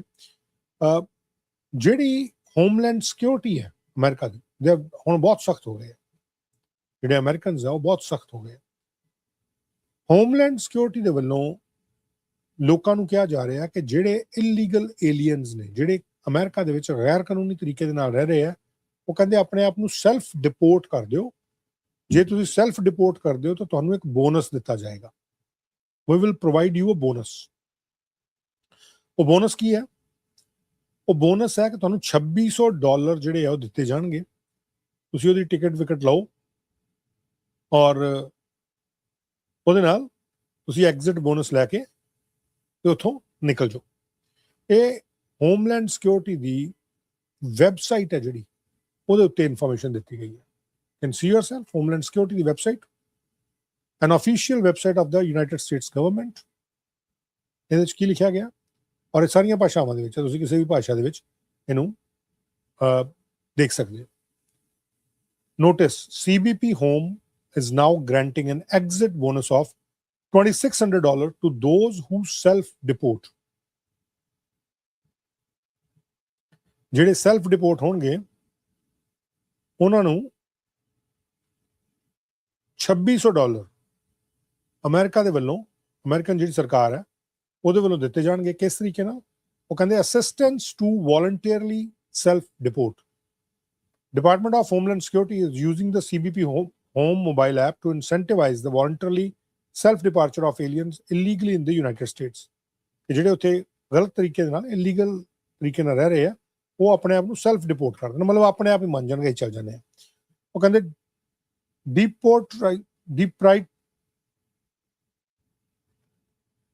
deprioritized of detention and removal by ICE. Once non-criminal illegal aliens submit their intent to depart through the CBP Home mobile app and pass vetting, they will be temporarily deprioritized by ICE for detention or enforcement action before their scheduled department. ਕਹਿੰਦੇ ਜਿਹੜੇ naan criminal, ਜੇ ਉਹ criminal ਨਹੀਂ ਹੈਗੇ ਔਰ illegal ਤਰੀਕੇ ਨਾਲ ਰਹਿ ਰਹੇ ਆ, ਜੇ ਉਹ ਆਪਣਾ ਇਹ ਵਿਚਾਰ ਦਿੰਦੇ ਆ ਕਿ ਉਹ ਇੱਥੋਂ ਡਿਪਾਰਟ ਹੋਣਾ ਚਾਹੁੰਦੇ ਆ, ਉਹ CBP ਹੋਮ ਮੋਬਾਈਲ ਐਪ ਦੇ ਥਰੂ ਦੇਣ, ਉਹਨਾਂ ਦੀ ਵੈਟਿੰਗ ਹੋਏਗੀ and they will be temporarily deprioritized by ICE, ਜਿਹੜੀ ਉਹਨਾਂ ਦੀ ਇਮੀਗ੍ਰੇਸ਼ਨ ਐਂਡ ਜਿਹੜੀ ਕਸਟਮ enforcement agency है, or for detention and enforcement action before their scheduled departure. Financial and travel document assistance for those in need. Illegal aliens who register for self-departure, volunteer self-departure through CBP Home mobile app will receive cost-free travel. Cost-free travel, ਉਹਨੂੰ ਖਰਚਾ ਨਹੀਂ ਕਰਨਾ ਪਏਗਾ। A $2,600 exit bonus and forgiveness for any failure to depart fines. Illegal aliens requesting assistance will have a timely departure arranged for them. ਜੇ ਤੁਸੀਂ ਚਾਹੁੰਦੇ ਹੋ ਤੁਹਾਨੂੰ $2600 ਦਾ ਐਗਜ਼ਿਟ ਬੋਨਸ ਮਿਲੇਗਾ, ਖਾਣਾ ਮਿਲੇਗਾ, ਔਰ ਤੁਹਾਨੂੰ ਜੇਕਰ ਕੋਈ ਫਾਈਨ ਕੀਤੇ ਗਏ ਆ ਤਾਂ ਉਹ ਫਾਈਨ ਦੇ ਕਰਕੇ ਜੇ ਤੁਸੀਂ ਅਜੇ ਤੱਕ ਨਹੀਂ ਸੀ ਗਏ ਉਹ ਵੀ ਮਾਫੀ ਦਿੱਤੀ ਜਾ ਸਕਦੀ ਹੈ। The CBP Home Mobile app allows illegal aliens to plan their return, including having an opportunity to depart in a timely manner, allowing illegal alien to wrap up work, school, and personal matters and organize their return in an orderly and lawful way.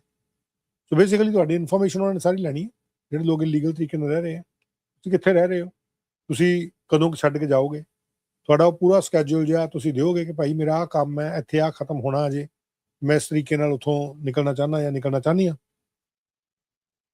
ਤੇ ਉੱਥੋਂ ਤੁਸੀਂ ਨਿਕਲ ਜਾਓਗੇ a forgiveness of fine leave safely travel normally ਇਹਨਾਂ ਦੇ ਵੱਲੋਂ ਜਾਣਕਾਰੀ ਦਿੱਤੀ ਗਈ ਹੈ use the CBP home mobile app to leave the US on your own terms ਆਪਣੀ ਮਰਜ਼ੀ ਨਾਲ ਤੁਸੀਂ ਉੱਥੋਂ ਜਾਓ ਐਪ ਡਾਊਨਲੋਡ ਕਰੋ ਆਪਣੀ ਲੈਂਗੁਏਜ ਸਿਲੈਕਟ ਕਰੋ ਰਿਕੁਆਇਰਡ ਇਨਫੋਰਮੇਸ਼ਨ ਜਿਹੜੀ ਭਰੋ ਇੱਕ ਕਰੰਟ ਸੈਲਫ ਫੋਟੋ ਜਿਹੜੀ ਉਹ ਪਾਓ ਫੈਮਿਲੀ ਮੈਂਬਰਸ ਦੀ ਫੋਟੋ ਪਾਓ ਜੇ ਹੈਗੇ ਤਾਂ ਇਹ ਸਾਰਾ ਕੁਝ ਪਾ ਕੇ ਤੁਸੀਂ ਆਪਣੇ ਆਪ ਨੂੰ ਵੋਲੰਟੀਅਰਲੀ ਸੈਲਫ ਰਿਪੋਰਟ ਕਰਨਾ ਤਾਂ ਕਿ ਆਈਸ ਨੂੰ ਤੁਹਾਡੇ ਮਗਰ ਭੱਜਣਾ ਹੀ ਨਾ ਪਵੇ ਦੌੜਨਾ ਹੀ ਨਾ ਪਵੇ ਤੁਹਾਨੂੰ ਫੜਨ ਦੇ ਵਾਸਤੇ ਜਿਹੜੀ immigration of customs and enforcement immigration and customs enforcement ਜਿਹੜਾ ਆਈਸ ਹੈ ਉਥੋਂ ਦਾ ਵਨ ਆਫ ਦਾ ਏਜੰਸੀ ਹੈ ਜਿਹੜੀ ਉੱਥੇ ਫਰਾਡ ਬਹੁਤ ਹੋਣੇ ਸ਼ੁਰੂ ਹੋ ਗਏ US ਦੇ ਵਿੱਚ ਇਹਨਾਂ ਫਰਾਡਸ ਨੂੰ ਲੈ ਕੇ ਇੱਕ ਐਂਟੀ ਫਰਾਡ ਇਨੀਸ਼ੀਏਟਿਵ ਜਿਹੜਾ ਸ਼ੁਰੂ ਕੀਤਾ ਗਿਆ ਉਹਨੂੰ ਲੈ ਕੇ ਜਿਹੜੇ ਵਾਈਸ ਪ੍ਰੈਜ਼ੀਡੈਂਟ ਨੇ JD ਵੈਂਸ ਉਹਨਾਂ ਨੇ ਕੁਝ ਜਾਣਕਾਰੀਆਂ ਦਿੱਤੀਆਂ which I am going to share here.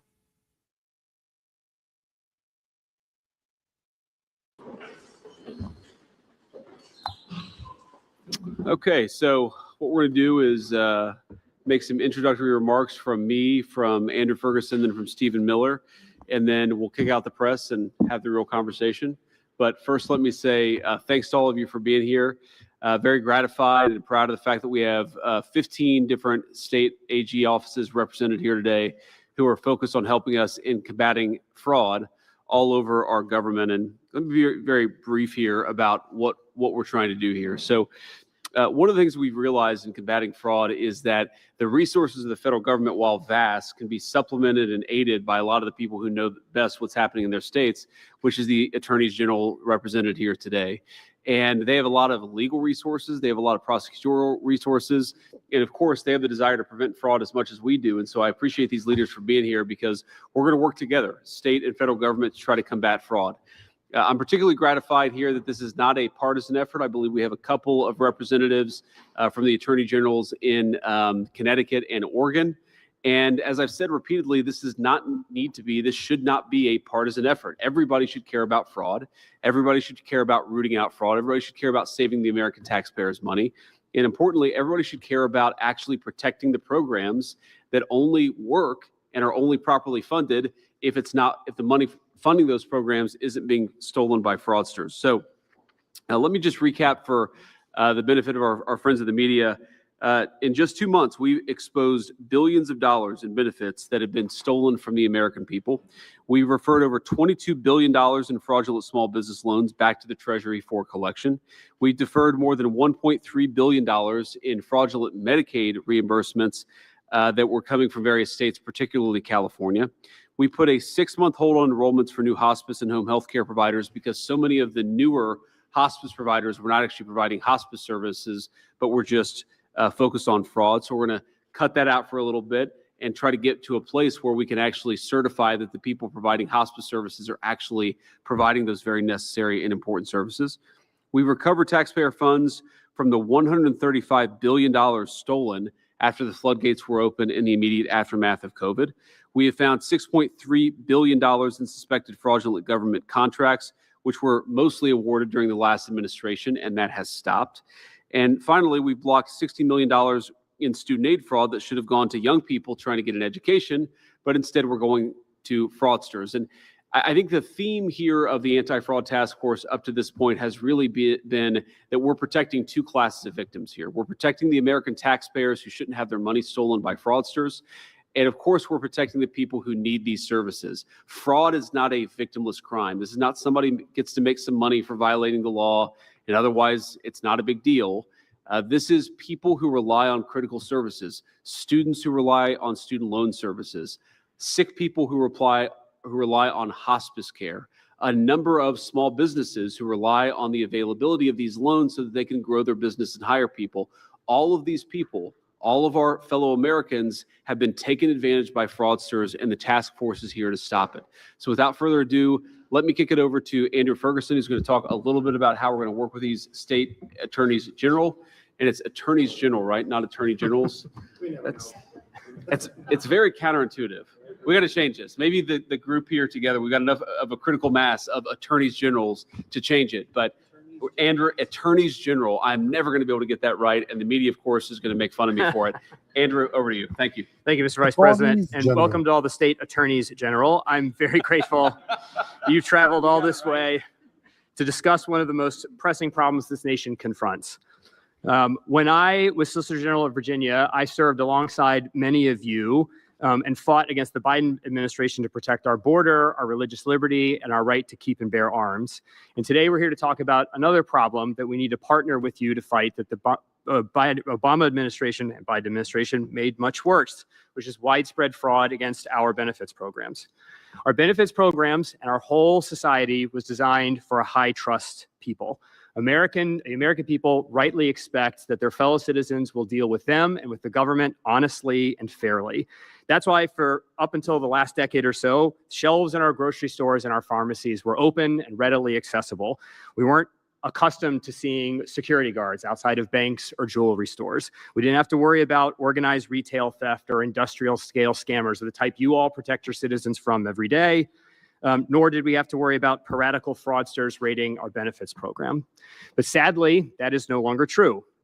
It's become clear that huge groups of people in this country are taking advantage of our longstanding culture of trust to enrich themselves at the expense of the American people. I think a brief example would be illustrative. Just this weekend, I was shopping at a big home improvement store to buy a drill to do some home improvement. And I had to hit a call button and wait 15 minutes for a sales associate to come unlock a steel cage and a steel padlock to get access to a drill. It's why deodorant is now locked behind plastic windows at pharmacies. It's why security guards are seen at every store in America. The social trust has evaporated and people are taking advantage of it, and the same is true with our federal benefits programs.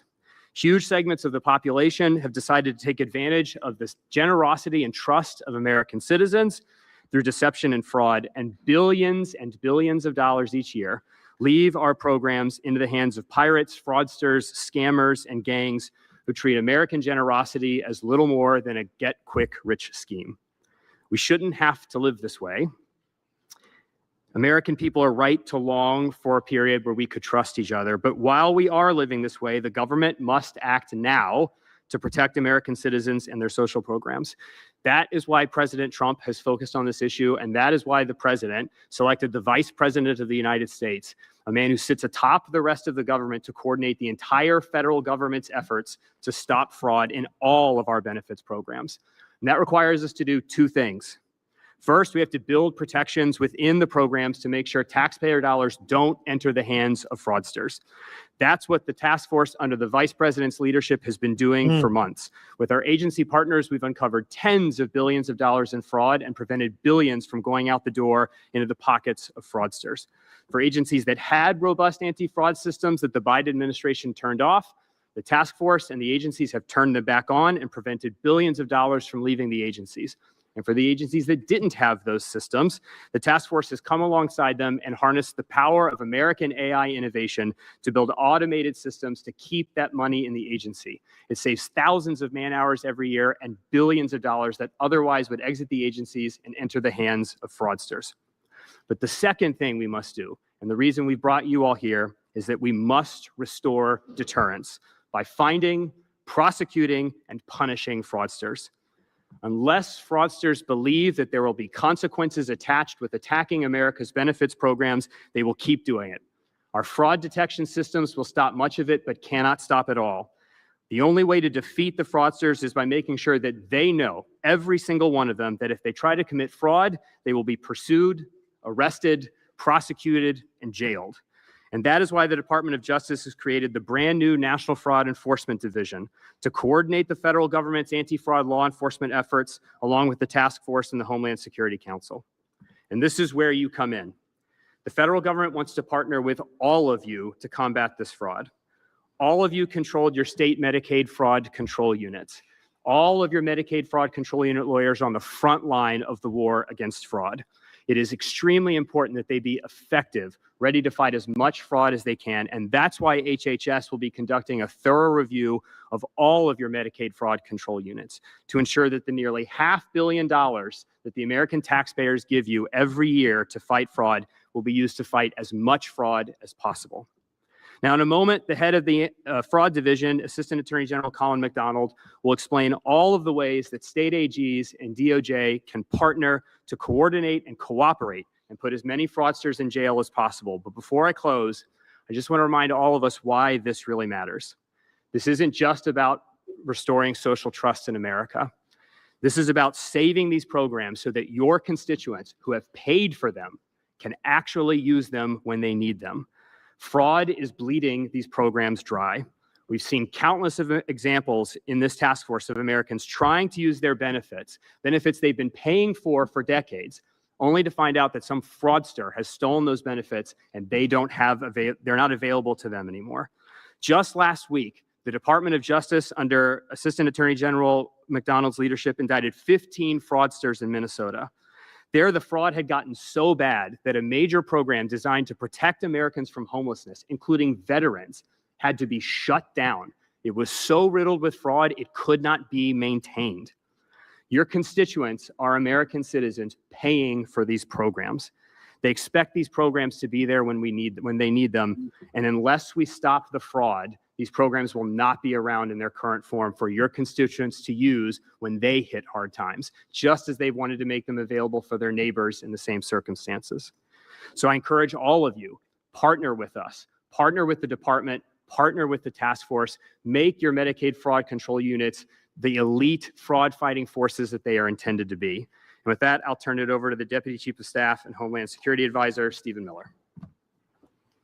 Thank you. And thank you again to the Vice President for leading this effort, for helming this task force, for bringing us all together here. I think you can all agree that this is the fastest in history that a government task force has traveled from creation to action. Your typical lead time is going to be a year of meetings before anything happens, and that's if you're lucky.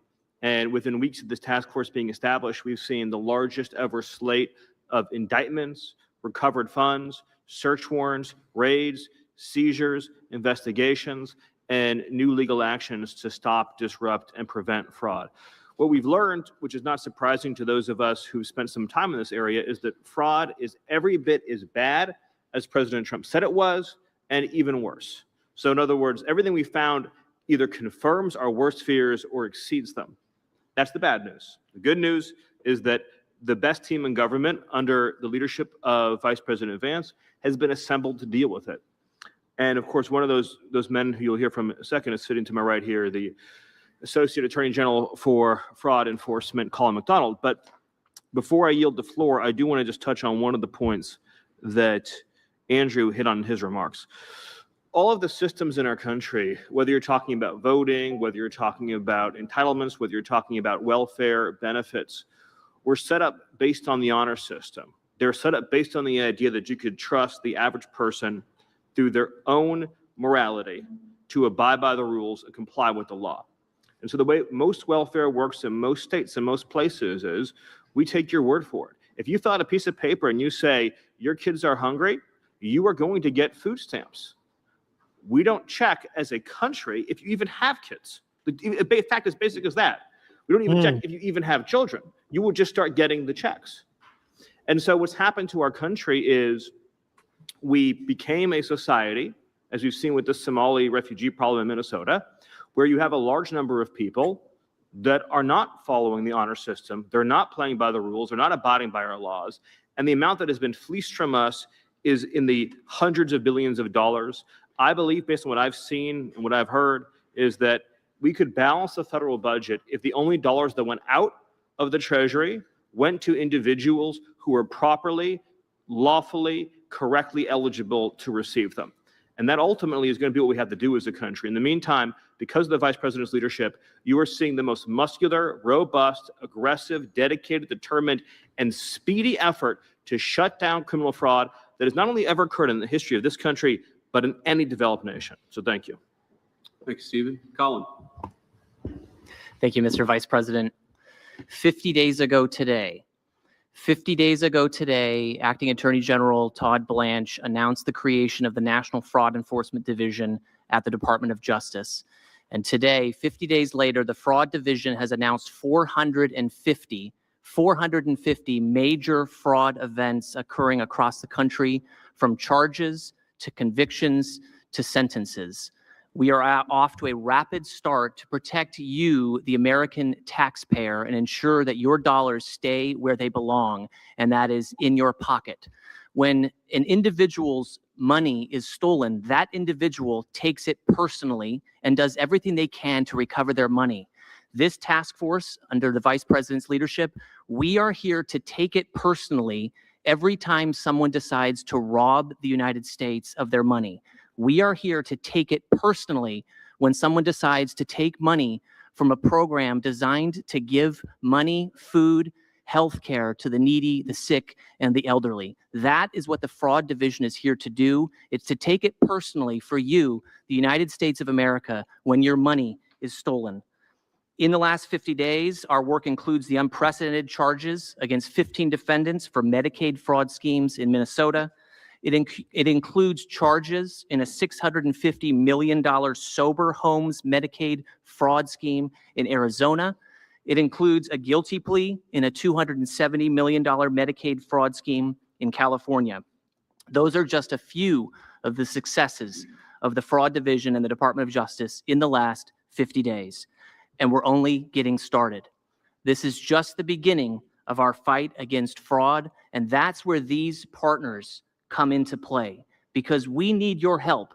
Our division is called the National Fraud Enforcement Division for a reason. It's not the Washington, D.C. Fraud Task Force. It's the National Fraud Enforcement Division because the fraud problem is national, and our state partnerships are critical to solving the fraud crisis in our country. So I'm going to give 3 things that our state partners here can do right now today. Number 1, we heard about the Medicaid fraud control units. Re-energize and fully mobilize, fully maximize your state's Medicaid fraud control units. When we're done, we want to rename those into the Making Fraud Completely Unprofitable Unit, MFUCU. These units are your state's and really the country's first line of defense against Medicaid fraud. How many active investigations do they have? How many are ready to be charged? If partnered up with DOJ, how many could be charged in the next 90 days? Under your leadership, the MFUCU units can flourish. Second, join the DOJ's newly launched Special Attorneys Program. This program has unlocked $300 million to combat fraud, drug trafficking, human trafficking, and crimes committed by aliens in your state. This grant program will pay for you to send attorneys to join the Fraud Division or your local U.S. Attorney's Office. In addition to paying the full cost of prosecutors you send the DOJ, you can receive a 20% premium to boost your justice system staffing and capacity. Third, and this is critical, bring your state's investigators and data to the table. For us to bring a case, we need documents, we need witnesses. Bring your documents and bring your witnesses to the table. Don't run with your ball and go home. Come to the table and solve this problem with us. Your state's data, including Medicaid payment and claims records, and the expertise of your investigators are essential to uncovering fraud. We've developed a successful playbook for exploiting this kind of data to prosecute fraudsters. Next week, we'll be on the road to announce a partnership with a state that is leading the way in advancing coordination efforts with the Fraud Division. The state AG and the MFUCU unit are taking aggressive action against fraud.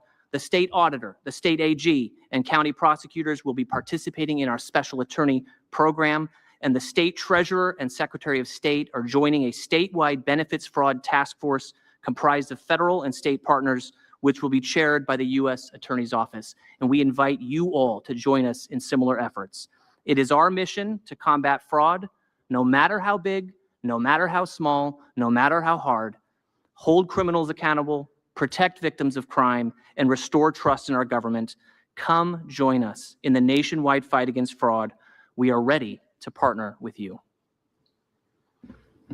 Thank you, Colin. And let me just leave one final thought here before we dismiss the press and get down to the business of the meeting. So, as Andrew very ably pointed out, these are not victimless crimes. Sometimes the most vulnerable people in our community are the ones who suffer when we don't take fraud seriously. One of the cases that was part of Colin's series of indictments last week in Minnesota stood out to me, and I think highlights how particularly egregious some of these fraudsters can be. And it's a man who was supposed to be providing services to allow elderly people to live full and independent lives. And what happened instead is that the man who was supposed to provide these services, reimbursed by the Medicaid program, was providing nothing. No services, no help, no check-ins. And the very man, the vulnerable elderly man that he was supposed to be protecting and looking after, was reimbursed by the taxpayer in order to do exactly that. That man died. And one day before he died, after months of being neglected by the caretaker who was getting reimbursed by the American people, one day before he died, he submitted his final reimbursement for services he never provided for a man he never cared for. And that man lived his final moments on this earth neglected while a fraudster got rich by providing services that he never actually provided. That's what we're trying to stop, ladies and gentlemen. That's what we have to fight back against. It's a shame that anything like that happens. But if it does happen, the only way to protect those people and the only way to protect the American taxpayer is to ensure that the fraudsters go to prison and that they stop this ridiculous scam on the American people. So with that, I'm looking forward to the meeting. Thank you, press. We're going to talk in private now. Take care, guys. ਸੋ ਇੱਥੇ ਇਹਨਾਂ ਦੀ meeting ਜਿਹੜੀ ਖਤਮ ਹੋਈ ਔਰ fraud ਕਿੱਡੇ ਵੱਡੇ level ਤੇ ਹੈ ਜਿਹੜੇ ਯੂਐਸ ਦੇ ਵਿੱਚ ਹੋ ਰਿਹਾ ਉਹਦਾ ਜ਼ਿਕਰ ਕੀਤਾ ਗਿਆ। ਸਮਾਂ ਹੋਰ ਇਜਾਜ਼ਤ ਨਹੀਂ ਹੁੰਦਾ, 2 ਘੰਟੇ ਦਾ ਪ੍ਰੋਗਰਾਮ ਇਹ ਵੀ ਹੋ ਗਿਆ ਔਰ ਸ਼ਾਮ ਦਾ ਪ੍ਰੋਗਰਾਮ ਜਿਹੜਾ 2 ਘੰਟੇ ਦਾ ਹੀ ਅਪਰੋਕਸੀਮੇਟ ਰੱਖੀਦਾ। ਸਵੇਰ ਦਾ ਪ੍ਰੋਗਰਾਮ 5 ਘੰਟੇ ਦਾ ਹੁੰਦਾ। ਸਵੇਰ ਦੇ ਪ੍ਰੋਗਰਾਮ 'ਚ ਇੱਕ ਵਾਰ ਫਿਰ ਤੋਂ ਤੁਹਾਡੇ ਨਾਲ ਸ਼ਾਮਿਲ ਹੋਵਾਂਗੇ। ਉਦੋਂ ਤੱਕ ਲਈ ਬਹੁਤ ਬਹੁਤ ਸ਼ੁਕਰੀਆ। Thank you so much and please join, like, share and subscribe News Derby.